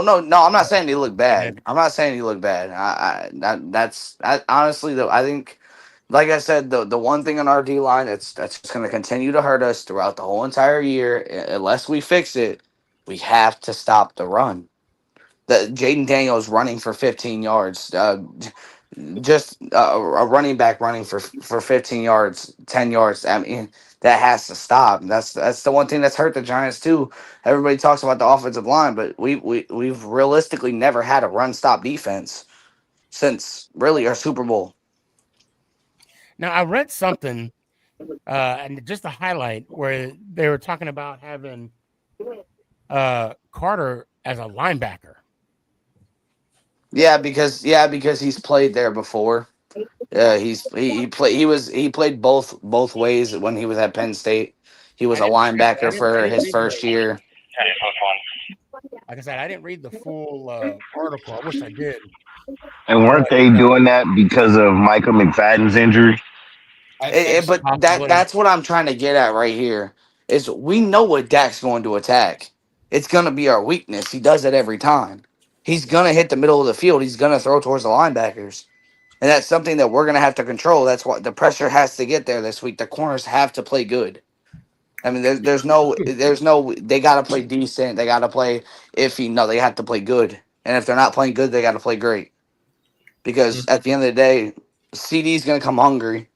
He's the guy who's every single day at the end of this practice for Dallas, he's the only guy on the field catching balls. Just standing there after catching footballs. We know what CD's going to do. So we have to, I'm not saying stop him, but contain him. And on top of that, we have to stop the run. Yep. So, I mean, there's certain things that TP, what you're saying is it's going to be right. This week is going to be a coaching game. We're going to have to out coach them, and that's how we're going to win this football game. Yep. You're right about that. I mean, this is where this is going to come down to the test. Yes, the old line has to play good, but also offensive play calling and defensive play calling has to be better. True. Speaking on the subject of defensive play calling, I found this thing on Instagram. Well, this post. I don't know why I said thing. So the defensive snap combinations for Sunday, all 4 of Dex, Burns, Carter, and Thibodeau played together out of 65 snaps. Guess how many snaps they played together? All 4 of them. Just take a guess. I'll say. I mean, it was around probably 15, 16, probably around there. Gotta love your optimism, Tyson. Unfortunately, you're wrong. How many was it? How many was it? 8 out of 65, bro. That's terrible. Yes, That's exactly. terrible. That is terrible. That is terrible. I'm like, But you know what that means? But you know what? When I hear stuff like, because I thought it was around 5. But you know what's ridiculous though? What's that? Because Coach Shane Bowen kind of spoke to this. I think that he is a little ego driven. I honestly do think that he wanted to say that his defensive mind, was the element to this defense, rather than just doing what we would view as the obvious thing. have Dex, Abdul, Brian Burns, Well, I mean, Kayvon they Thibodeau. had Dex on the outside a couple times. He was That's playing another thing. end. He was in like the 3 technique. Yeah, It was like That's crazy. it was like there were things that we were doing that was just like, okay, I think this is ego driven because it just doesn't make sense. And then after the game, you hear him say, "Oh, I wanted to keep everybody fresh." You overthinking this thing, man. yeah. You are really overthinking this. We have the talent and dogs. Your job as a defensive coordinator may be one of the easiest jobs in the whole of the league. Have the dogs go eat. Mm-hmm. Have all 4 of them go rush the quarterback. Mm-hmm. You know, you bring up a really good point, TP, and the point is that, and I want to give a shout out to New York Giants fangirl. She said that the coach's stubbornness is going to be the downfall of this team, Yes. and the Yeah, I coaching saw that video. stubbornness is going to be the reason why all the coaches get fired because they're all set in their ways. Yes. She's not When wrong. I heard that, I remember we were talking about that a little bit on the show in previous shows, and it got to thinking, you know, being a coach, you have to be open-minded, you have to be innovative, and yeah, I mean, and I didn't hear the press conference about Shane Bowen, and I need to watch it. But the fact that he said he wants to keep the guys fresh, Like, no, what? you gotta play. Yep. That should be the furthest thing from your mind. And the fact that they were on the field, all 4 of them, what you said 8 times, and this is after McFadden got hurt, and this goes back to, damn it, TP, I gotta agree with you. It's coaching. Yeah, it's straight up, Damn. it's coaching, bro. You guys, I really love that. I'm gonna go ahead and say this now. Because I'm just sitting back listening to you guys talk, and I have been, and I've been saying my little bit of inputs here and there. Mm-hmm. But if things don't get better soon, he gonna get fired. Yeah, Dabo. Oh yeah. Yeah, he's gonna get fired. Well, and I think that's the number one thing about it. He's playing too safe. Yeah, I'm like, you are not coaching like somebody whose seat is. I want to see year He's 2. coaching safe, bro. He thinks that his job's okay. They think Your he job is thinks not that safe. It's like the reason. But I'm saying I think the reason he thinks he's okay is because he thinks they're gonna give him 1 year with Dart. And I think that's why he's playing it so safe. Yeah. And I don't think it's smart, and I think he's gonna end up getting himself fired. But at the end of the day, I see what Dayball's doing.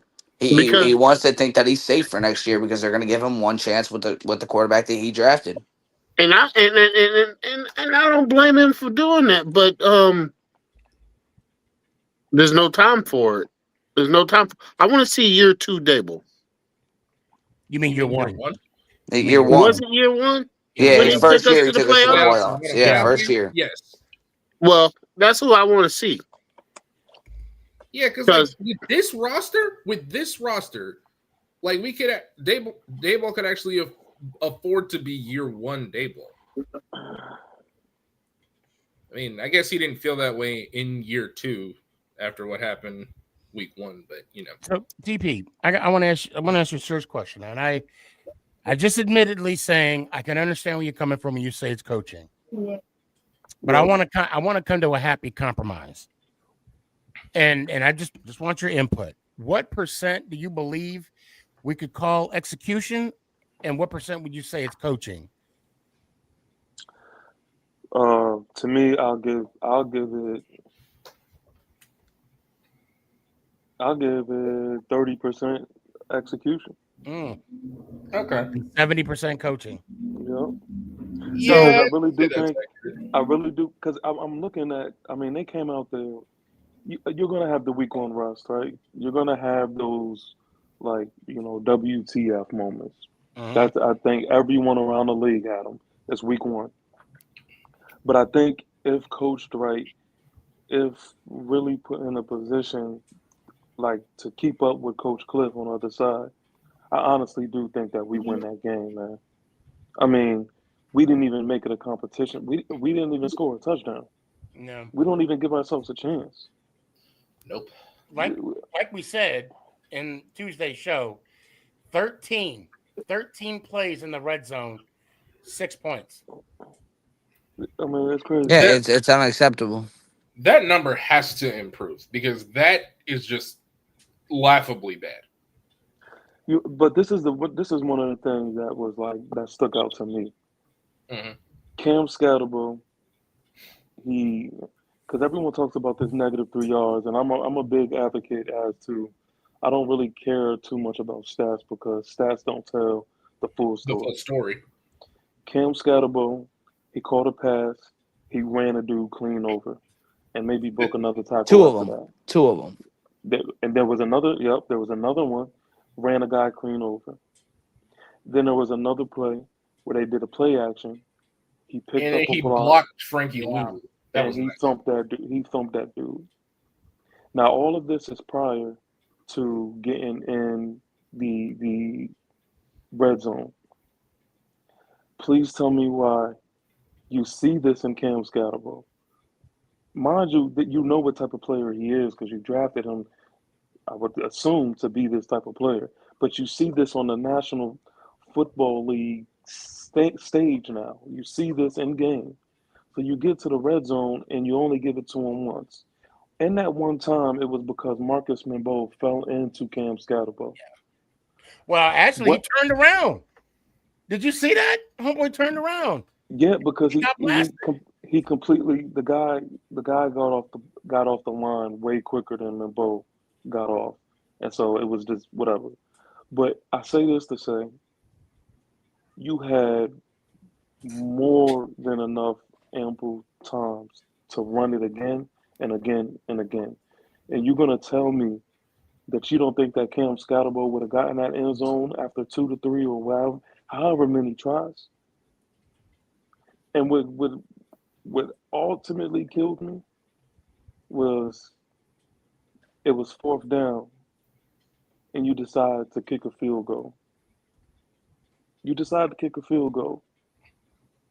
And I'm not comparing us to the Buffalo Bills, but I just watched the Buffalo Bills in the game.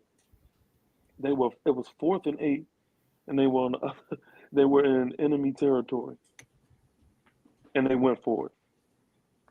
Now, I understand there's different elements as to why they would go for it, but still, it's just like, come on, man. You mean to tell me on 4th and 2, or whatever it is, 4th and 2, 4th and 1, whatever it is, you don't have the balls to go for it in that moment? Well, now, wait. Are we talking about the time where he got the penalty and it reset it? I mean, yes. When you got like 8 or 9 attempts, I'm going to tell you why they kicked the field goal, because they threw the flag up. They threw the white flag. They were there so long. They're like, we got to come away with something. That's the only reason why they moved the field goal. But just like what Tyson said, you're just playing it way too safe. We're playing it way too safe. Because what's the worst that happens, right? Jaden Daniels starts at the 2. And then, you can send the dogs then. They're not going to get 100 yards. They haven't shown us that they're going to get 100 yards. Or 99, 98 yards, whatever you want to slice it or dice it. So it's just like the risk and the reward are two different things. It was just horrible, man. It's like they didn't want to win. It literally looked like that. Yeah. I can see where we played it a little conservative, but to me at that point you got to get the points. Like even when the first time we got to the red zone, we got 4 downs. They were already up 7-0. You got to put something on the board. I mean, so what did that do for us? Well, I mean, eventually it did nothing for us. But at that moment, and I'm not talking about analytics. I know a lot of people love that term. They want to go off that sheet. If you're here at this point, this is what you should do. I'm not talking about that. But I'm just saying, as being a coach, if you're going to be aggressive, and again, this goes back to that one play. This goes back to that one wasted play throwing it to Bo. Yep. Even that, bro. I think we shouldn't have been cute. We shouldn't have been cute right there. That's what I'm at, Sneaky. I think there's only 2 right options there, bro. We either hand it to Scatterboo 3 times, or we let Rush try to QB sneak it 3 times. That's my thing there. I know the quarterback. I know the O line hasn't been good, but we watched Russ 2-3 times in that game He got the get first 1 down. yard off a quarterback sneak. Yep. Yep. And there's a reason we were at the 1 yard line. Why are we not gonna try to quarterback sneak it? Okay. Or give it to Scatterboo 3 times. I mean, I don't get it. And that's where I agree with TP on the play calling. Like, I get the O line might not be doing its job 100%, but at the end of the day, the coaching's not doing near enough good job at all. Especially when we're not the Detroit Lions, who's just gonna throw to a god linebacker, bro. Well, we're not them. We're not them. So Tyson, let me ask you this question. What percentage would you give execution to coaching? What percent would you say? 60-40. Okay. Just because I do think that with obviously Andrew Thomas out, it does play a big factor because he is obviously one of the best at his position, in the whole entire league. I mean, but I at the end of the day, it's next man up. I mean, we've been saying this for the past years. When Daniel Jones went down, we had Tommy DeVito, Drew. It's next man up. I mean, now Micah McFadden's down. It's next man up. I mean, that's just, to me, it's like the coaching. If we're not preparing ourselves enough, and you don't feel confident with your team going into the week of you playing a game, that means you didn't do your job as a coach. Because you should your team and you should feel comfortable going into a game. So, do we know the injury report for week 2? Well, as of right now, I know Micah McFadden is completely out. I know that Neighbors is playing. Neighbors is playing. I gotta do every fucking thing tonight. Neighbors is going to not practice, as far as I know, the whole entire week, but he will play in the game. That's where I disagree. I don't like that at all. Crew, just be But- advised, the warehouse load yeah, coming for up me, is going to have to go you to know, the top end. So this is where I see 11 to 1, Romeo 8. There we go. Yeah. So what I see on ESPN is for the New York Giants, safety Anthony Johnson is on pup return. I guess don't know what that is. Micah McFadden injured IR. Robinson wide receiver questionable for ankle. Andrew Thomas, but he'll be full practice tomorrow. They said that. Oh, Andrew Thomas questionable for foot, and then I don't know what the defense tackle's name is, but he's questionable for foot as well. Everyone just calls him Nacho. So yeah, it's Anthony Roaches, I think, is who we're talking about. There. Roaches. Team Noonan. So as far as I know, tomorrow, what a lot of people don't know is Andrew Thomas will fully practice tomorrow to see how he feels. He will be full participation, no limit, no nothing. It will be full participation. All right. Can I ask you guys see how he feels? Can I ask you guys a question? What's up? Tuesday, we was all in agreement that we do not want to see Jackson Dart. Yeah. Yeah. Go ahead. But do you really think that this football team would look different with him behind center? Yes, I do. I do. And the reason so for why me is why would we wait to see what Russ is going to do when we should automatically just go ahead and start him? I think the man is completely ready to play football. I think he's ready. No, you're right. You're right. He is ready. You're right. But the thing is, you got to take it into consideration that, yes, we're talking about coaching, but our offensive line is still bad. We're putting that guy into a bad situation. One wrong hit and he could be out. Yeah. And you're right. there it goes. I mean, that could lead into next season, even an injury now. Like, I don't want to risk that. I would rather, honestly, bro. I tell people call me crazy, but I would rather go 2-15 than see Dart get hurt and not come back next year. And but I'm gonna be Tyson, honest. I'm gonna be honest right now. I hate to cut you off, Sully, but I got to say this. My concern right now is Russell. That's my concern because of the past lack of production of quarterback play. Okay, since 2022, that if I'm worried about what are we going to do if Russ does not perform and we're sitting at halftime. Then Dart comes in. That's what it's going to come down to. That's my main concern. Like, to be honest, I kept saying, let's wait until week 4. Let's wait until the Chargers. And I was on the board with you, Sneaky. Yeah, I was there with you. But now the more and more we get to it, and you know what the problem is? I'm hearing the noise. I'm hearing it. It's like it's marinating. It's like we got this pick, okay. And the way everything is done now, we have at least 4 years, possibly 5 with them. Why are we going to wait a year on a rebuilding year? And I know people want to hang their hat on preseason. I get that. But preseason I'm not saying it is, but it can be misleading. True. And that's my main concern, because let's say we throw him out there and he's not, I know it's a risk, and he's not successful. Do we start Russ next week? No. At that point, we're stuck in a decision there. Yeah. If we go Dart, at that point, if Dart's obviously you see he's not ready, you don't feel confident in Russ, why not just throw Jameis Winston in there, bro, and say screw it? It's a 1-season thing. We know we're doomed. Throw him in there. Let Winston do it. Let him learn. That's just what I'm at.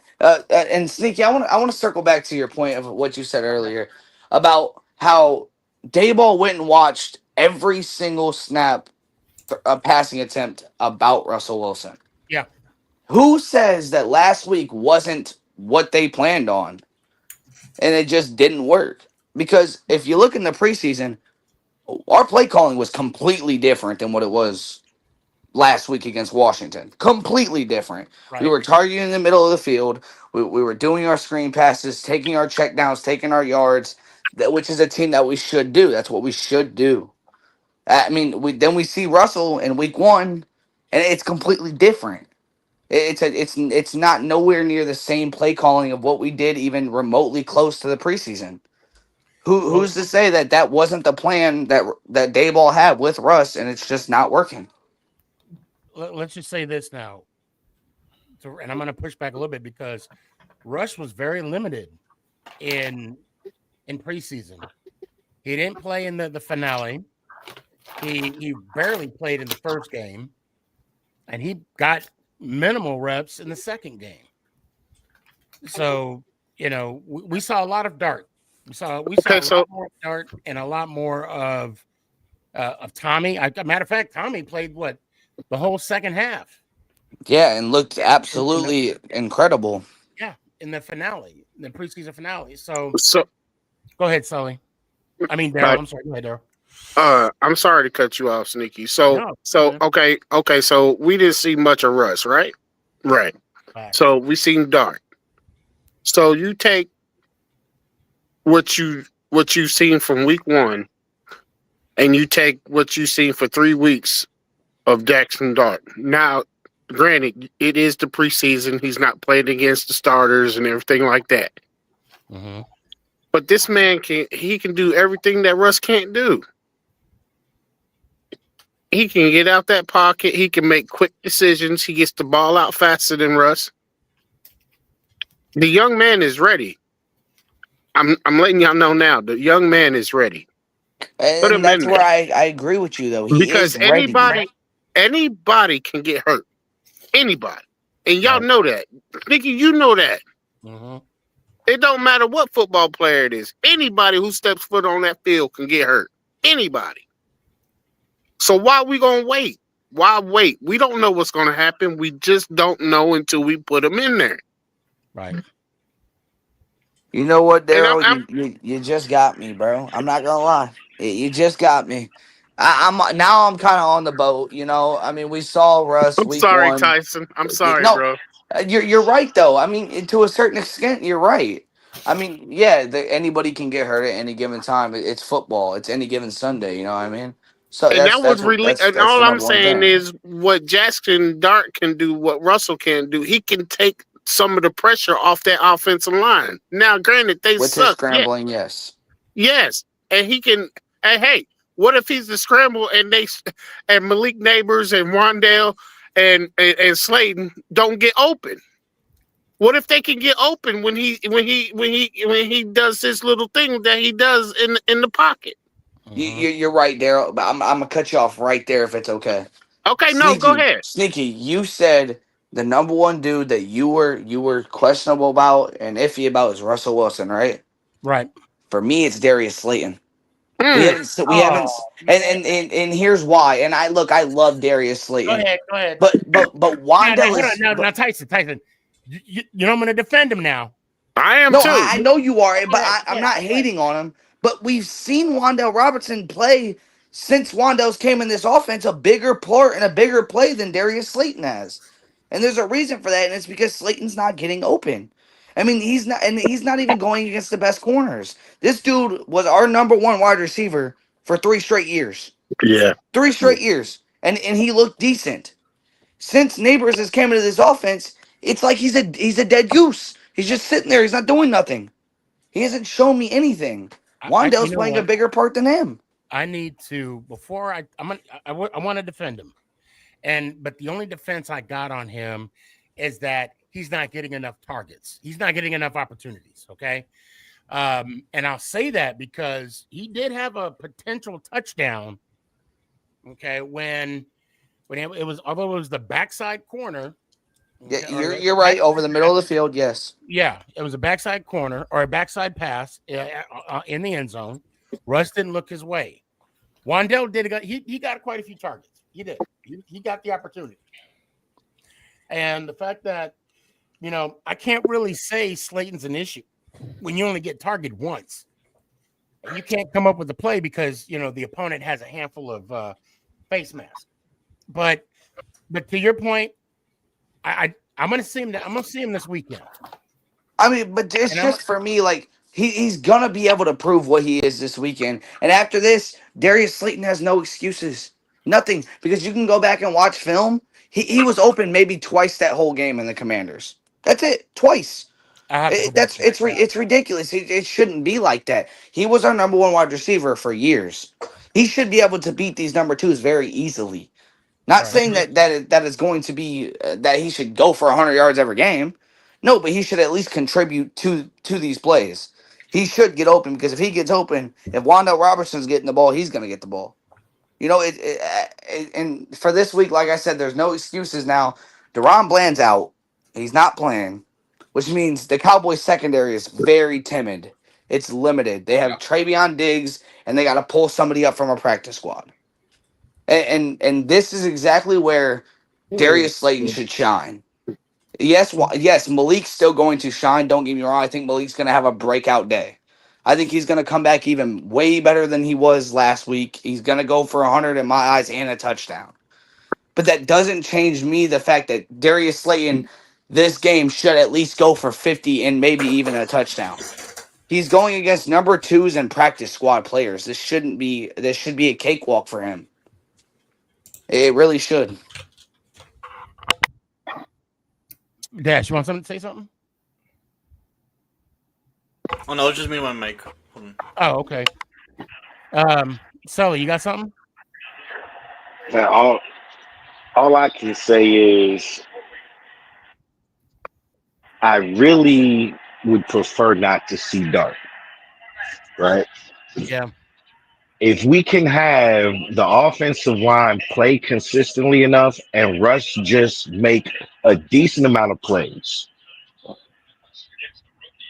Slayton, Wandale, Neighbors, Scatterboo, Tracy. I mean, we have the offensive firepower to do something.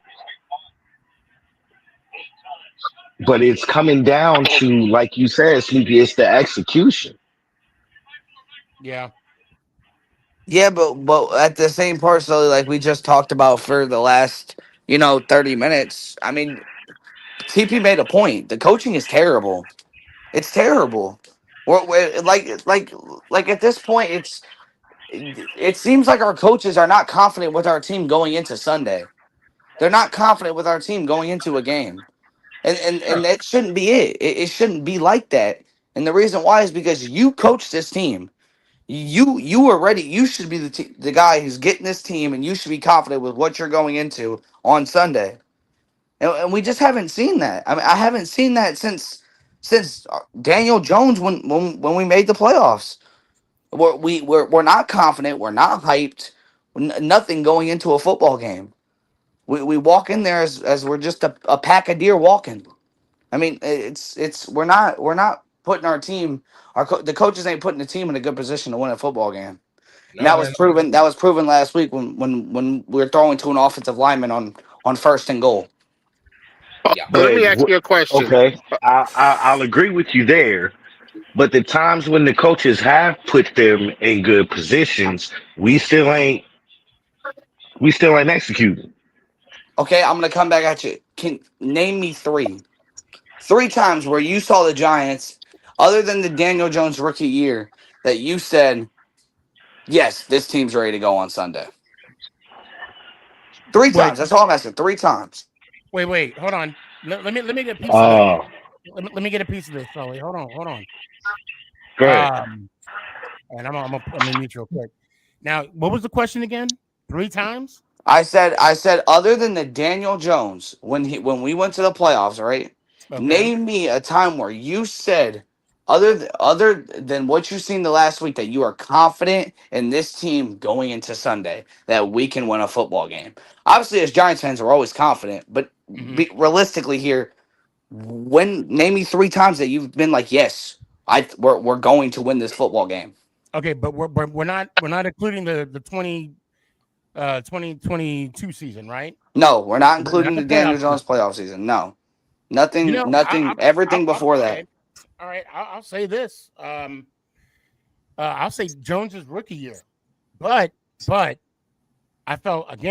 did feel confident in that Dallas Cowboy game because that was the first game of the season at AT&T, and then we beat Tampa. If I'm not mistaken, that we was lost. Daniel Jones' first start. Well, Tampa was right. Yep, and he led. And that was the game where we won. Yeah, because we lost the Cowboys. We lost to Buffalo, right? And then we beat Tampa. And we beat Washington. And then we beat Washington again that year. So I mean, to say 3 times that the Jones's rookie season, okay, but that's what a combination of Eli and Jones. I knew we were going to beat Miami. I knew Eli was going to beat Miami. I didn't think it was going to be his last game. But okay. Not gonna lie. Let me ask you guys a question. One more question. All right. So we sat back and we watched Dart for 3 weeks, right? Yeah. Why y'all not? Why you guys? What flaw? Same thing, Sully. But go ahead. What flaw?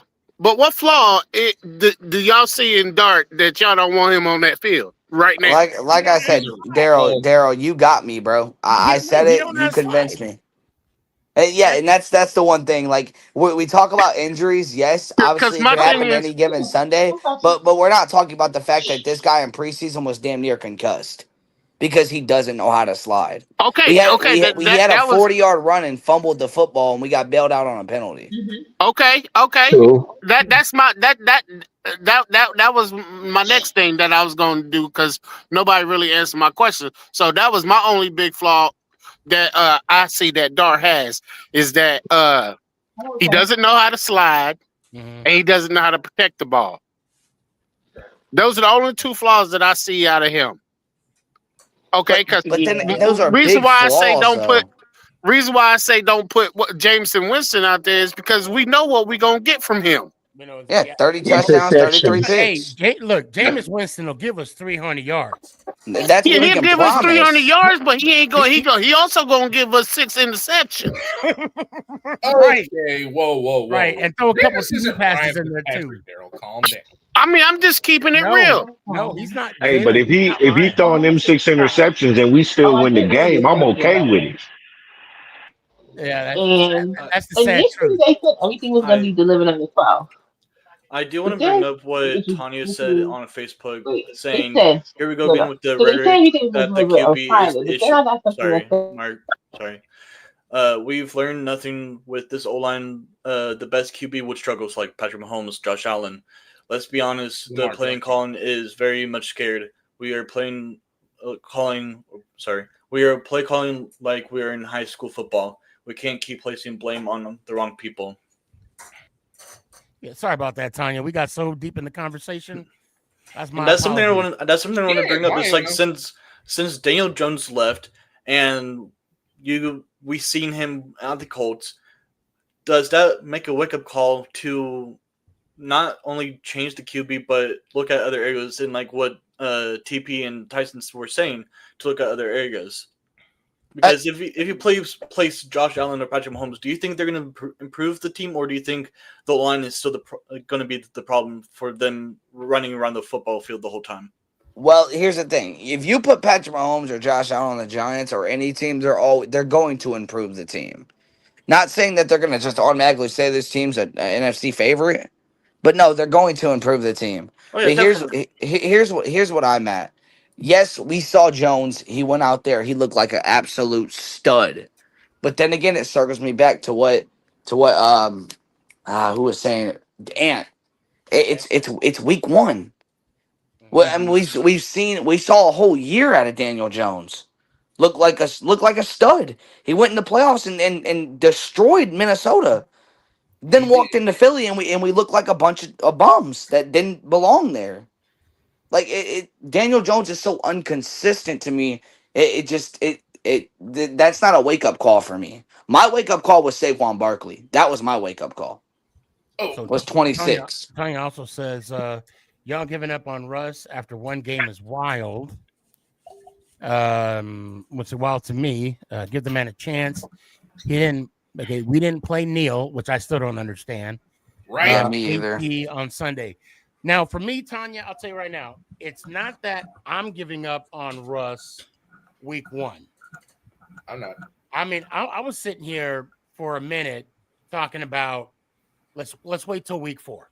You know, let's give him a couple weeks to get, you know, situated, blah blah blah.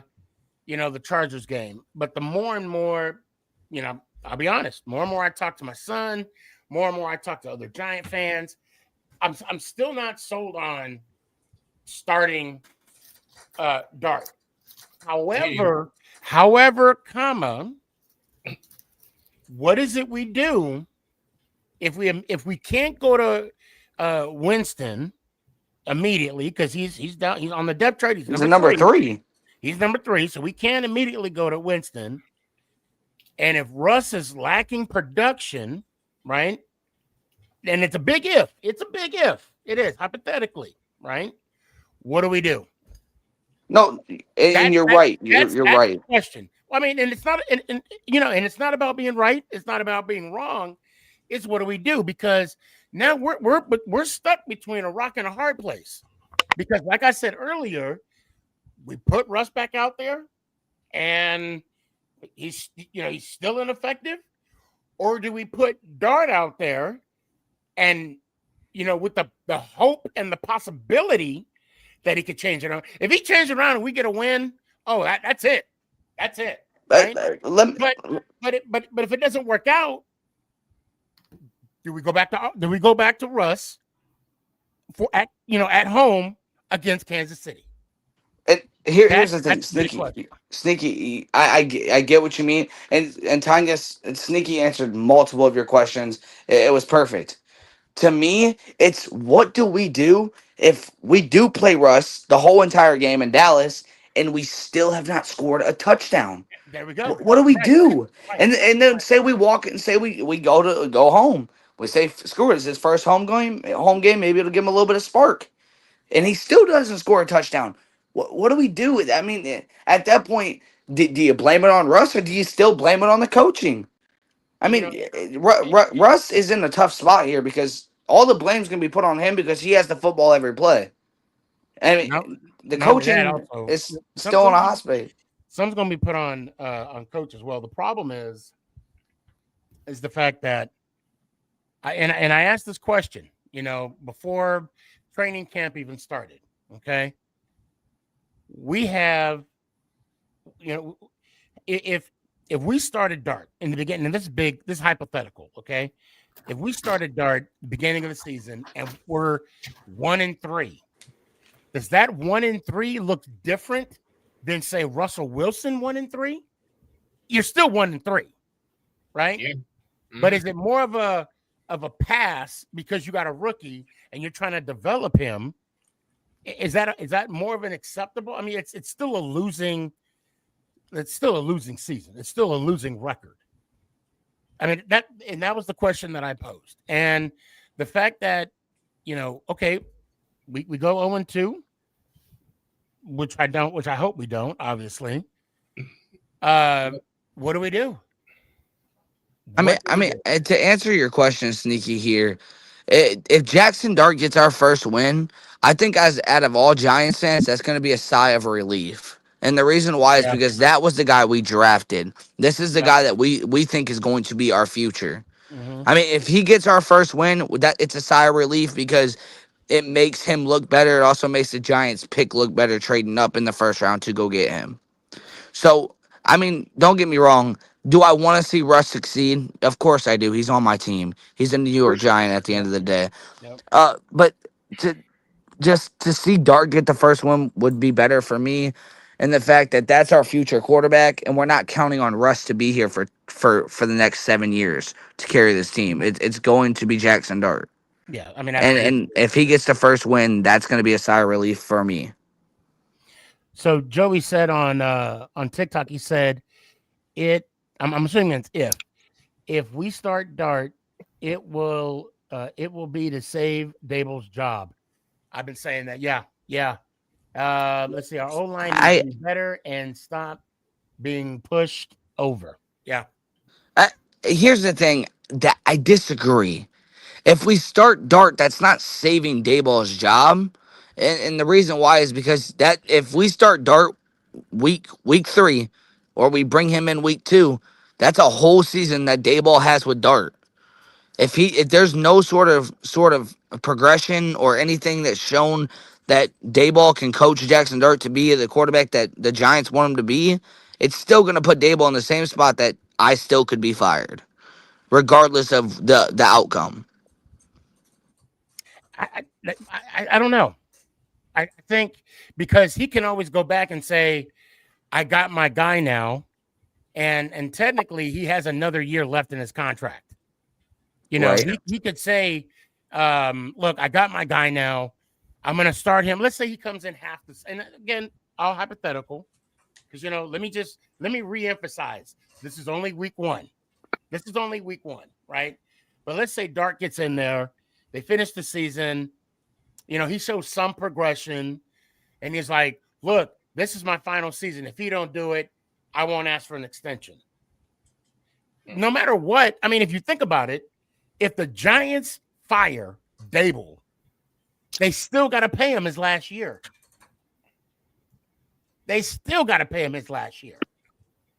So it makes better sense to keep him on. But okay, but I doubt you'll get an extension.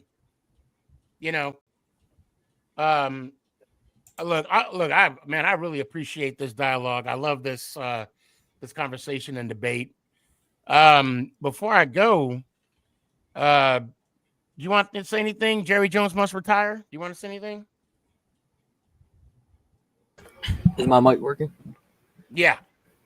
Sounds good. Not loud. No, you're good. All right. One thing I gotta say is Jerry Jones must retire. That's it. Okay. I'm just playing around, but all seriousness, I think if Russ don't work out in the first half, I think Jackson Dart is the way to go. And I heard you guys talking about the plays where you're saying give the ball to Cam or let Russ run it like 3 times, something like that. Mm-hmm.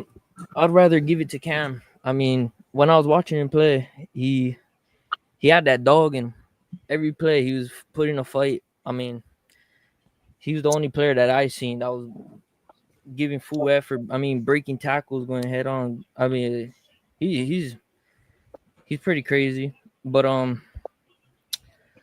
I think that the way to keep Dallas on their toes is defensive line. To be real, I think if the defense can get pressure, the defensive line can get pressure on Dak, that opens up the ball game.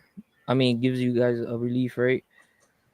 Other than that, I think Dallas is gonna try to run the ball more than pass. I mean, unless they get the opportunity, right? They're gonna keep driving the ball down the middle. Unless you guys stop that, then they're gonna be forced to throw. And when that happens, I say attack the weak side of the field, which is opposite of Trayvon Diggs, and like Duran is not gonna be in, stuff like that. That's how I think you guys could win the game, possibly. I'm not saying it's guaranteed, but I have a bad feeling as a Cowboys fan about the game. I don't know. Are you a Cowboys fan? Yeah, I am. That was my next question. Was Yeah, what team did he like? So Yeah. as a Cowboys fan myself as well, with you saying Jerry Jones must retire, I understand that. I understand that everyone has the hatred towards Jerry Jones, but you got to understand as well that basically the Jerry Jones family, or the Jones family at least, owns the Cowboys. So basically, if Jerry Jones retires, the next person up is his son. So we're gonna have the same Jones each time. So Yeah, people need to go past that and be like, okay, we know that Jerry Jones is not going to be the owner anytime soon, whenever whatever, and his son's going to take over. We're going to have the same Jones. We got to figure out, but we just got to not blame the Jones family, because we know this is going to be Jerry Jones. You know, I'll say this, and I didn't mean to cut you off, Dash. I'll say this. Oh, sorry. One thing, no, you good, man. When the Parsons trade happened, and there was a lot of excitement for having the 2 draft picks, two consecutive years. I wasn't worried, and I say that because I don't believe and I don't, you call us being malicious or whatnot, but I don't see the Dallas Cowboys drafting well. And oh, hey, Drew. I would disagree, but I mean, honestly, for me, I think the Cowboys have drafted pretty well in the past few years when it comes to O-line. But it's now a good time to keep those 2 draft picks and get a defensive line. And yeah, I agree. And honestly, I think the no, go ahead. I think the Micah trade is pretty good. I know a lot of people are mad about it, but I think I'm pretty happy. No, Free up because space, cap space, and I feel like we could have milked the Packers for a little bit more, but I mean, it is what it is. And I understand the Cowboys fans are upset with it, but what Jerry Jones said in his press conference makes sense, because now you're getting a Kenny Clark, which is a pass defender or rush defender, whatever he is. And Micah Parsons wasn't really that. I mean, yes, Micah Parsons is a great defensive player, but was he really stopping the run for us? And then with us getting the 2 picks now, depending on where the Packers go on the draft board, that's going to be our pick now. So we could get a very early draft pick, and then a very, very late draft pick that we can also get, or 2 very early draft picks. Who knows? What's your name? Jasbo? How you pronounce your name? Jerry Jones must retire. Oh, but call me. Well, I'll tell you what. So we're coming to a close. What I normally do, I normally give people, a time to share your thoughts, basically about the game and whatnot, and the team. So, and then of course, you gotta see the outro. I don't know if you know it, but we can get that taken care of. But what's your thoughts? Your final thoughts? Oh, I don't know. I just think that Giants fans they just doubt themselves too much. Oh, and like how you were saying about Brian Daboll and the coaching staff being what you call that, not confident. I think that's true, and also that the execution and the coaching, I think it's 70-30. Like what was that TP was saying? Yeah. Yeah, I think it's that. I don't know what it is, but once you come in a game and another team senses that you don't got the confidence or we can't lead the team as a coach. I mean, it's pretty bad team wise, and I think it spreads once the losing starts a lot. It spreads bad. Mm-hmm. But other than that, I think you guys will be fine. I just think the O line is really it. Once the O line is solid, I mean, who knows? 5 years down the line, or maybe even next year, if that O line gets good, I mean, looking at a good team right there. I hope so, man. Me too. Are you familiar with the outro by any chance? Oh yeah. No. Wait, no. Why are you talking about saying go Giants? Yeah. Man, are you gonna really make me say that? Everybody. Every fan that comes on this show says that. I'm a Cowboys fan. I say it. Yeah. How you say it? Anybody want to say? Let's You go. gotta say, Giants. let's go Giants, and then put an ow at the end. All right. Let's go Giants. Out. Appreciate you, man. Have a good night, bro. Be good. That hurt him inside. I know, and I know you're still there. Just so you know, I don't put it on YouTube or TikTok or. Well, I mean, it's going to be on YouTube. That's the only way it's going to be on. But just so for your defense, everybody says it. I was like, this man just said, I'm just saying, I don't put it out there while we're live streaming. I did say that. I don't put it on TikTok, but I don't put it on YouTube, but it's on YouTube. But it's on conversation on YouTube. Don't you worry. I will tell you though, that'd be a good comeback though. Like if a Cowboys fan talking some crap, just clip it. No, you said this on. I can't hear Drew though. Huh? I hear Drew. I hear him. I'm here. Yeah. I can't hear him. I can't hear him. Yeah, I don't. No, your mic is very, very low, Drew. Yeah. Is it? Yeah, that's all. Yeah, Tyson. Yeah, I don't do that because I love the fact how, people show respect for the show. So I kind of I reciprocate by not putting that on. Oh no! I was just trolling. You know me. I know. You know me. Before I get off, I just wanted to hear some of Drew's inputs before I get off. Yeah, Drew, bless us with some knowledge, please. Can you hear me now? Yeah. Yeah. We can hear you. Yeah. Sponsored by Verizon. Oh, crying. Oh man. So listen, guys. I would love to give you guys solid words of optimism. I'd love to give you solid words of saving grace, but Lord, here's what it boils down to. I feel like any optimism I had going into the season is just. Are we cooked, Drew? Are we cooked? Here's my heart says we're cooked. My brain says it's one game. Shut the hell up. Right. And they're both right. Let me know. Like, listen. He's telling me, yeah. I don't do nothing wrong. Sorry, Drew. Sorry. I love that. I love that. All right, go ahead, Drew. Go ahead.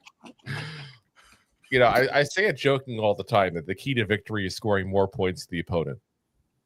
And it's sad but true. Like, people try to break things down. In the end, it's the truth. You want to win, score more points. You're probably going to win. Like, crazy. Wait, Drew, you said, and the only way we can win is to score more points than the other team. What do you say we do that? I'm telling you right now that I think that if we don't do that, we're never going to win a game. Well, I mean, you're not wrong because at the end of the game, the scoreboard has to be higher than the other team. So, you know, you got the joke. And if it's not, then it's a loss. You got the joke. It's hard to do that when you literally get the ball at the 1 yard line and you can't score. You get the ball in the red zone. And you're like, first play, let's do a trick play to a rookie offensive line. Like, that's, God damn it! Don't tell me that Brian Dable didn't have a hand in this offense. Still, I'm sorry, like that screams of like the same BS 2-point conversion you tried against Pittsburgh, where he moved everybody off to the left hand side. Bro, what was that play? That was I so don't know. That was last year. That's not. Yeah, I was at that game. That killed me. It hurt me. Tyson, I'm so sorry, bro. All these The fact crappy that you had to years see that in person. Oh, bro, first section, first row, right behind the goal, right behind the goal post. No, we just thought of on our show a little bit ago, and it's a really scary thought here. And again, I want to be optimistic with y'all, but I'm just Mr. Negativity at this point. Because I was cautiously optimistic, and I pointed out all the issues that I was worried were going to happen, basically, and they basically all came to fruition in one game. Billy. You are not winning that. He's not wrong right now. He's not wrong right now. Go ahead, Drew. Go ahead. He's an Eagle fan. He's automatically wrong. Yeah, he's automatically wrong. Thanks. But I look at this game, and it's like all the BS is just going together. The locker room, I guarantee you some of this has to have gone over with into already, and that's an issue after everything was riding high.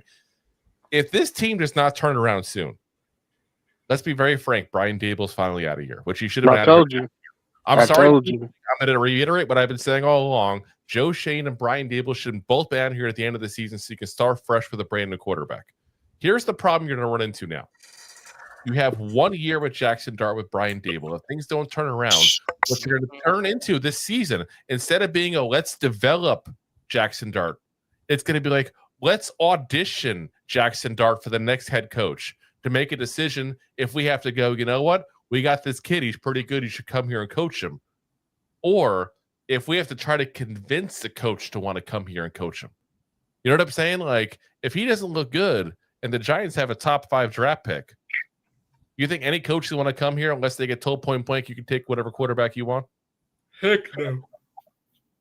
It's not fair to this kid after 1 week to have this conversation, but it's there. Yeah. Mm-hmm. Yeah. So you say go ahead and start him? I'm not saying go ahead and start him yet, because again, I think if listen, as Giants fans, we're so frustrated over the last couple of years. We're thinking with our hearts right now, and I get it. We're thinking with our hearts. We're thinking with our blood pressure. We're screaming louder than our blood pressure machines are right now. But it's like, what it boils down to is if this coaching staff changed their entire plan for the season, their entire goddamn plan, off of 1 week, then they definitely should have been fired last year. You can't be that reactionary as a coach, as a front office person in any NFL team. You have to give it a few weeks and see what happens. I've said all along that if this offense doesn't get going, I would throw Jackson Dart in week 5 against the Saints, because I think it's best to let him go with a little bit of something confidence wise. But the problem you're in with that is, and it's just the schedule we have this year. You go right from the Saints to Eagles, Broncos, Eagles. Yep. But you know what? If you're gonna fire Dable, you got to see what you got in this kid. Yeah. And the only way you're going to find out is put him out there. If you're not going to fire Dable, you can be slow and bring him along the way you want to bring him. But if you turn around as a team, as an ownership group, and say, you know what, we're done. My patience was thin at the end of this season. It's already gone. We're just going to fire him at the end of the season. Then you have to start Dart immediately so you know what you got. He said Dak's going to throw for 500 yards and 4. You want to make a bet? Yeah, I'll make a bet on that. You want to make a bet? Let's make a bet on that. Was that Kurtz? Y'all better stop. Y'all better stop. Yeah. I'm going to say 275, 2 touchdowns, and 0 loogies. 500 yards and 4 touchdowns. He should win MVP. Yeah, Drew, it's only week here. 1, but do you see that? Do you see the turmoil that's already happening in the locker room? I'm not in there, so I don't want to pretend like I am and I know what's going on here. What turmoil is going on in the locker room? Well, I think everybody's worried about the locker room because of the fact of the losing from the last couple of years bleeding into this year, same as it does for us as fans. Plus, everybody's looking at what's going on with Neighbors, and everybody's taking it as that. Neighbors is just that guy, like, point blank, you want to play poker with, guys. Yo, what's up, everybody? Emotions whatsoever. That's what this boils down to. So don't. Oh Lord. So are we gonna make a bet? Are we gonna make a bar? Are we doing the Oh bet? Lord. Cowboys week. So I had to come in. I'll get it tomorrow. It's Cowboys week. I gotta talk about the game coming up this Sunday, guys. Okay, you're gonna see Dak Prescott 500 yards, 4 touchdowns on that Giants defense that y'all were hyping up 2 weeks ago, and I told you guys were delusional, thinking you're going to start 5-1. All right. Okay, The let's make a bet. delusion is like Let's make a bet. always there with you. Wait. You want to bet about the Cowboys or the Giants? Like who wins? I'll bet No. I want to bet. You said Dak's going to go for 500 yards and four touchdowns, right? Let's make a bet. Well, he's going to be up by the second quarter, so actually maybe like 200. No, you can't. So then you don't believe what you just said then. Well, no, because he's going to be up by the second quarter because that's when the game's going to be over. Yeah, you don't believe that. Okay, but guys, can I just get like? Hold on. Oh, go ahead. Go. You were talking. Go ahead. You were Do you talking. believe it? Yeah, go ahead. Do you believe what you just said? That's what they're asking you. I mean, Dak Prescott owns the Giants, so yes, I do believe that. Then put your money where your mouth is. What he's saying. Let's make the bet. I'm not. I don't have a lot of money right now, Sneaky. Sorry. If I could, I would. You know what? It's not about the money. It's not about the money. It's the principle. Thank you. Okay, but I can believe in something without betting on it, guys. Okay, here. I'll give you this one. Then. If the Giants win, you have to come on next week onto his show, and you have to change that logo from that freaking quarterback that can't win a postseason game if he was playing by himself, and go ahead and change it out to. Let's see, who can we give that'd be embarrassing? No, you got to turn this camera on. I'll do that. I'll do that any day. He's bro. getting easy now. And wear a giant hat. But what do I get? What do you get? A win? Yeah, what do I get? I want You Sneaky get to wear a you Cowboys hat. get a win. What? I want Sneaky to wear a Cowboys hat, like just one show. If I'm turning my camera on, I want Sneaky to put a Cowboys hat on for the entire show, not taking off, no switching, no nothing, and I will accept that deal. God almighty. That sounds a pretty good deal, Sneaky. Yeah, Sneaky, that's amazing. But isn't I it want to good? go back. I want to go back to this. Okay. Hold on. He's deflecting. What? So just for the record. Yes. Yes. I'm talking about Dak in the 500 yards. Oh my, Sneaky, I'm just believing. I'm gonna manifest it. I'm just saying he will do. I know. I didn't say anything about the win-loss. I'm going back to this right here.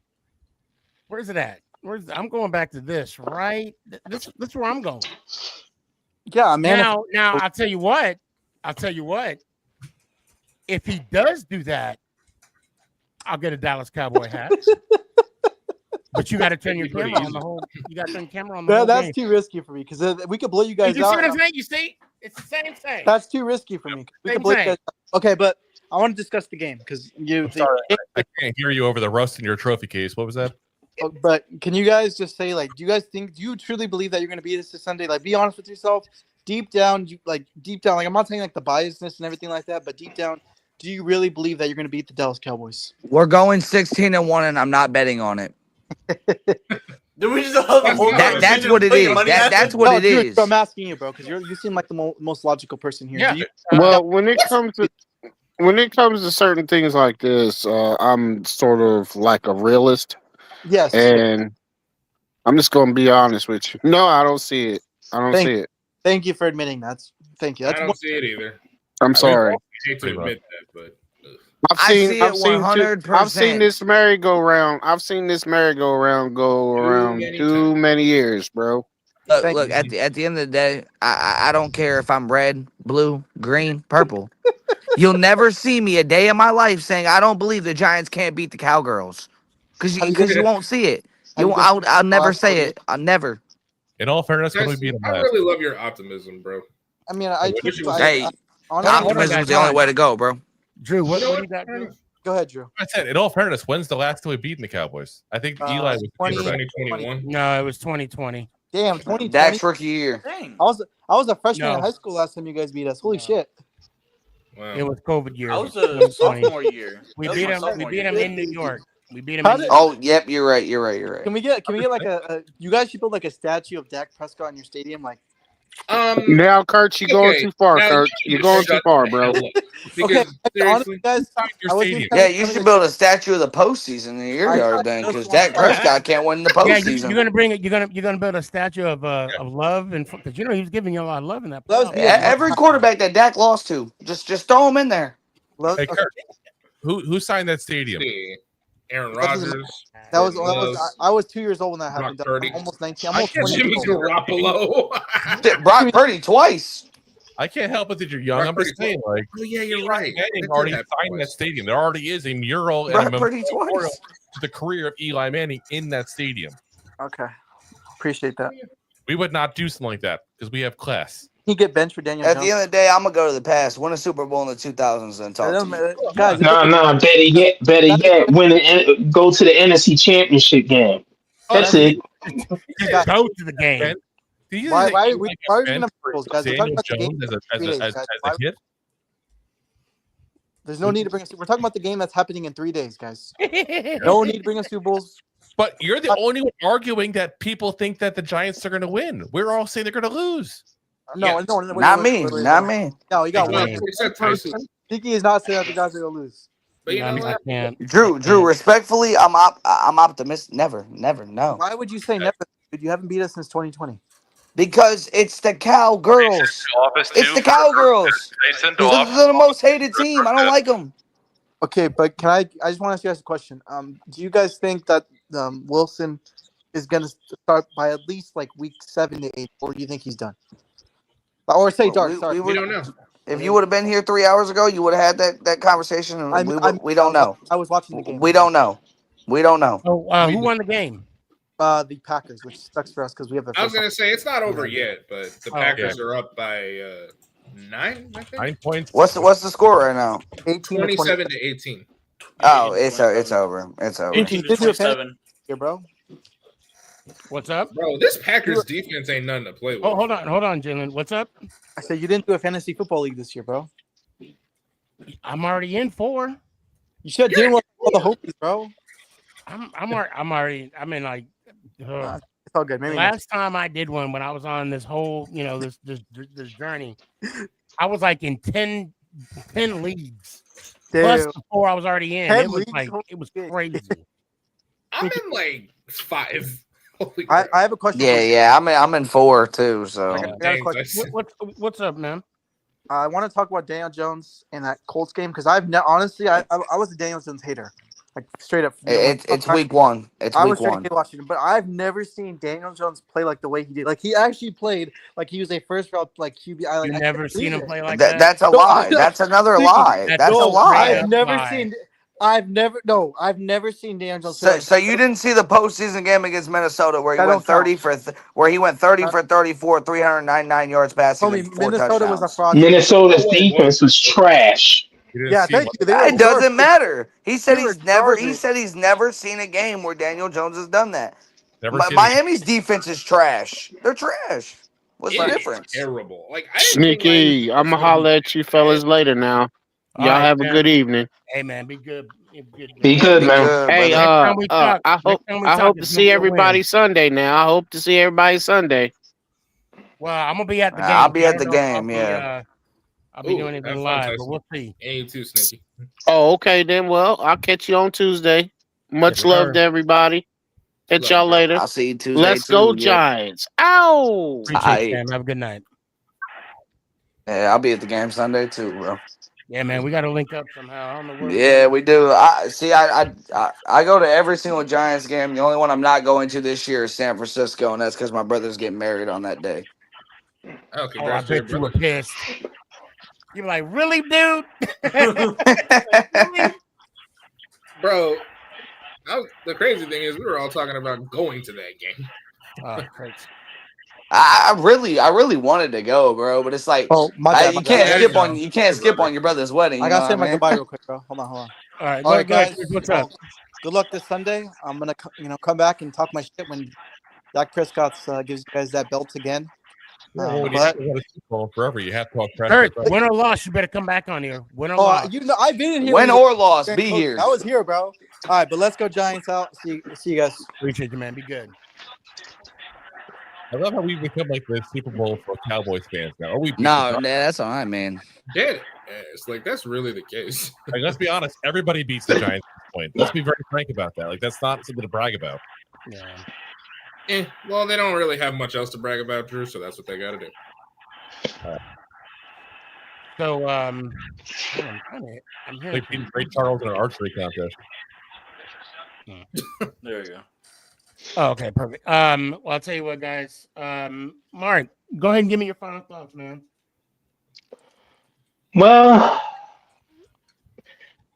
I All right, just want wait, them to be. hold on, Mike, hold on. Did y'all catch that too? Did you guys What happened? Did you catch that? He was like, "Well." Pause. Just the I pause, bro. just want them. I just want them to play a nice competitive game Sunday and not be so much frustrated and stuff like that. If they be competitive this coming week like they wasn't last week, I feel better about it. Yeah, I know. They got to clean up that line. It's been almost what? It's been almost what 10, 15 years since they had a legit line or something like that. And I don't know. It's like I hope they just try to run the ball a little bit and stuff, just to make Dallas think a little bit.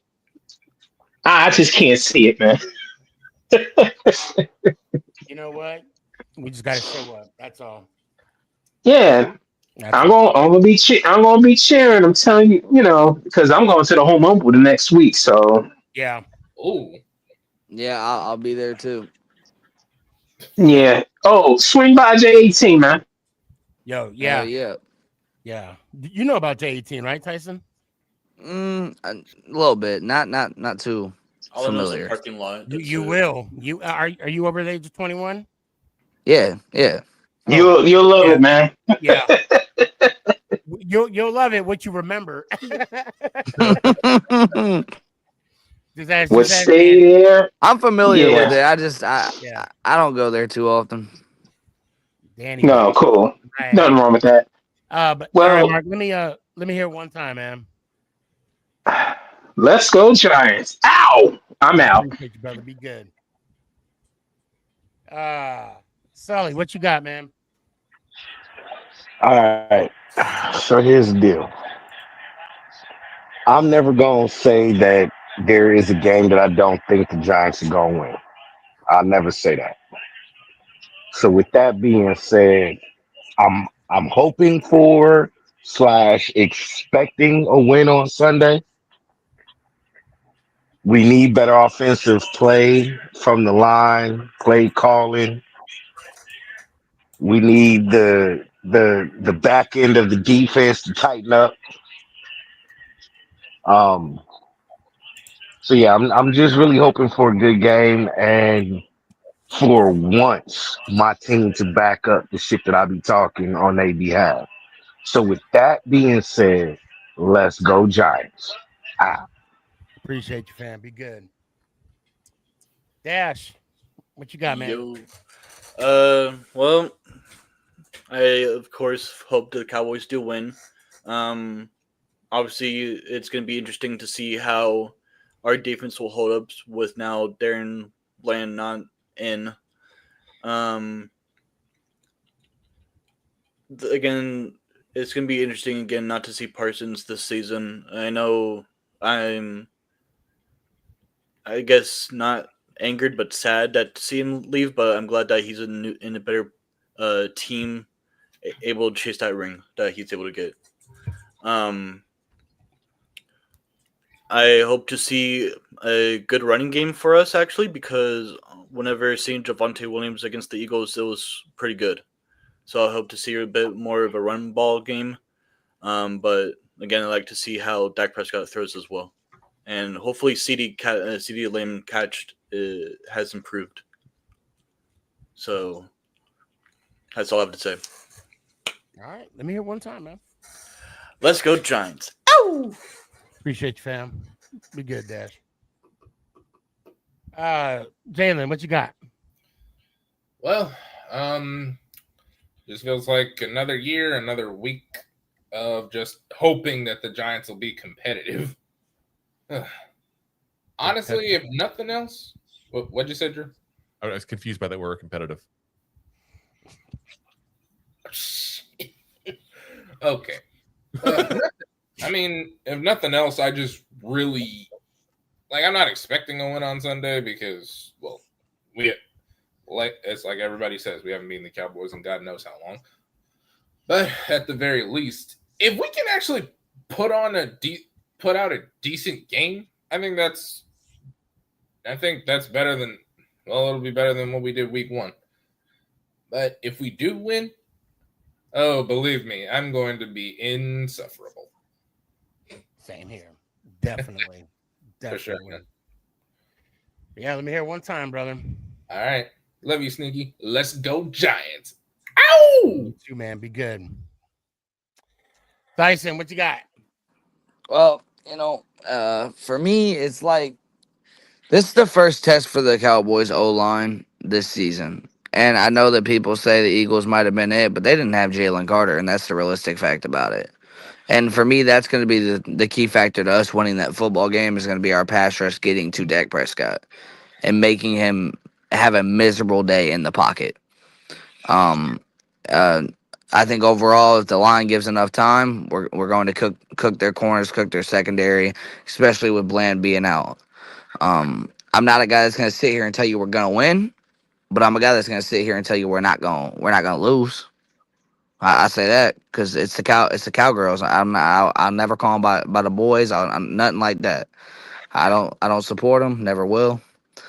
But yeah, I think the key factor to me is I'll be there right behind the Giants sideline, and I'll just hopefully it's a good experience. It ain't been too good in the past. But with that being said, let's go Giants. Ow! Appreciate you, fam. I'll holler at you. We'll meet up at the game. Drew. I'm going to try to give you some optimism. I'm going to try to give you some optimism. Just a little bit.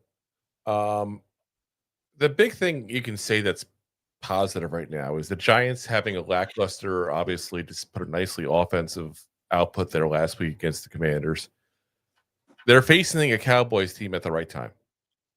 I'll be honest, the Cowboys are a little bit reeling after losing Micah Parsons. Don't tell me that didn't kill the locker room, at least to a certain degree. Unless there's things we don't know about going on in that locker room where everybody hated Parsons. Which I find that hard to believe because nobody ever talked trash about him when he left. Nobody talked trash while I was there. But beyond that, the secondary is so banged up, it's not even funny. This is way beyond Bland, guys, who, let's be honest, we kind of used to not having him because he was out most of last year as well on top of that. Malik Hook has also got a foot injury. He's been limited in practice the last 2 days. So there's always that chance that he doesn't play. If he does play, he's not 100% potentially. You got Shavon Ravel Jr., their third-round pick, also is out. And that's a kid I actually thought was a good pickup from them, by the way. Check out his tape. Small school kid, but I think he's going to be a solid player in this league. Kalen Carson, who was a draft pick of theirs last year, also out. Josh Butler, another corner, also out. You're talking they got 4 corners out and potentially a safety. If the Giants can't take advantage of that, which beyond that, you also got to look at what they lost on the pass rush. Not just Micah Parsons. They lost Lawrence this offseason to Seattle. They've lost a couple of guys there. They did bring back Dante Fowler, so you give him a little credit on that for at least getting one guy in there. If you can't do anything against this Cowboys defense, which I think probably come down a little to earth eventually at some point this season, because I think there's issues there, it's time to start thinking about the future of this team. And I hate to say that going into week 2, but do you think there's any shot in hell we beat the Chargers or the Chiefs? Because I don't think there's a shot in hell of those two. That means you're staring down the barrel of 0-4 to start this year. Yeah. Now, if we win this game, hypothetically, we can go 1-3, face the Saints, go back to 2-3, and now you can have a little bit of optimism. It's a huge difference in this game. Because I don't even care if we beat the Saints. You're 1-4, you're done. With this schedule, you're done. There's no way you're coming back from that. So I hate to say the cliche must win in week 2 because it's absolutely goddamn preposterous. Even at 1-4, you could win 3 in a row, all of a sudden go crazy and go 4-4 and be back into it. Right. But I don't see this team, based on how they played last week, being a team that could pull off that kind of run. Yeah, we were talking about on Tuesday when we were down 6-14, we didn't know where the points were going to come from. Yeah, that's the problem. You, as always, I appreciate you. Yeah, man. Hopefully, we'll talk next week. Hopefully, a little more optimistic next week. Yeah, and I have a big old smile on my face. Let me hear it one time, man. I'll have a big old thing of bourbon on my face. It'll happen either way. So, I guess appreciate having me on, man. As always, let's go Giants! Ow! Appreciate you, fam. Guys, this was a good show. Great show tonight. I want to thank the Dallas Cowboy fans for jumping on.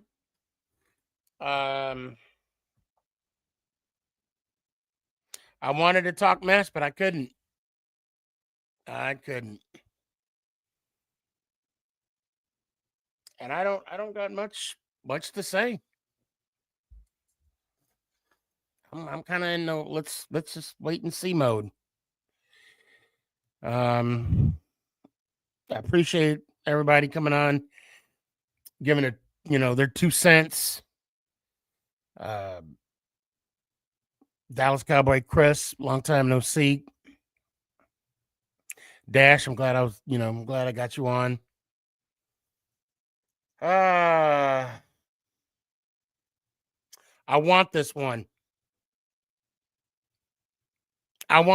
Ladies and gentlemen. This one is. I want this one. You know that song by 50 Cent? I think it's 21 Reasons. Was it 21 Reasons? I don't know the name. But it says something, I want you like a fat kid want cake. This is my cake. I want this one bad.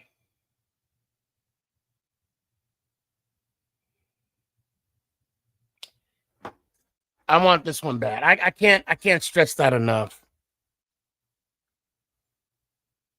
I just, I don't know if any of the Giants see this, if Coach Dable sees this. This is the one that, oh, what happened here? This is the one that I look forward to every year. And, so bad. Well, now that for some reason, I thought I paid the light bill, but I hadn't, it's going out. So I better go off before I'll lose all my lights, but be good, everybody. As always, keep your damn hands to yourself. And please make somebody smile. And as always, let's go Giants. Ow! Is this thing on?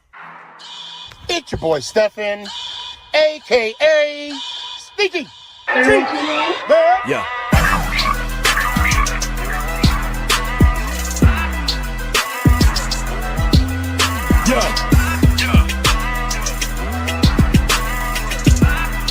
Lyrical assassin. Let's go Giants.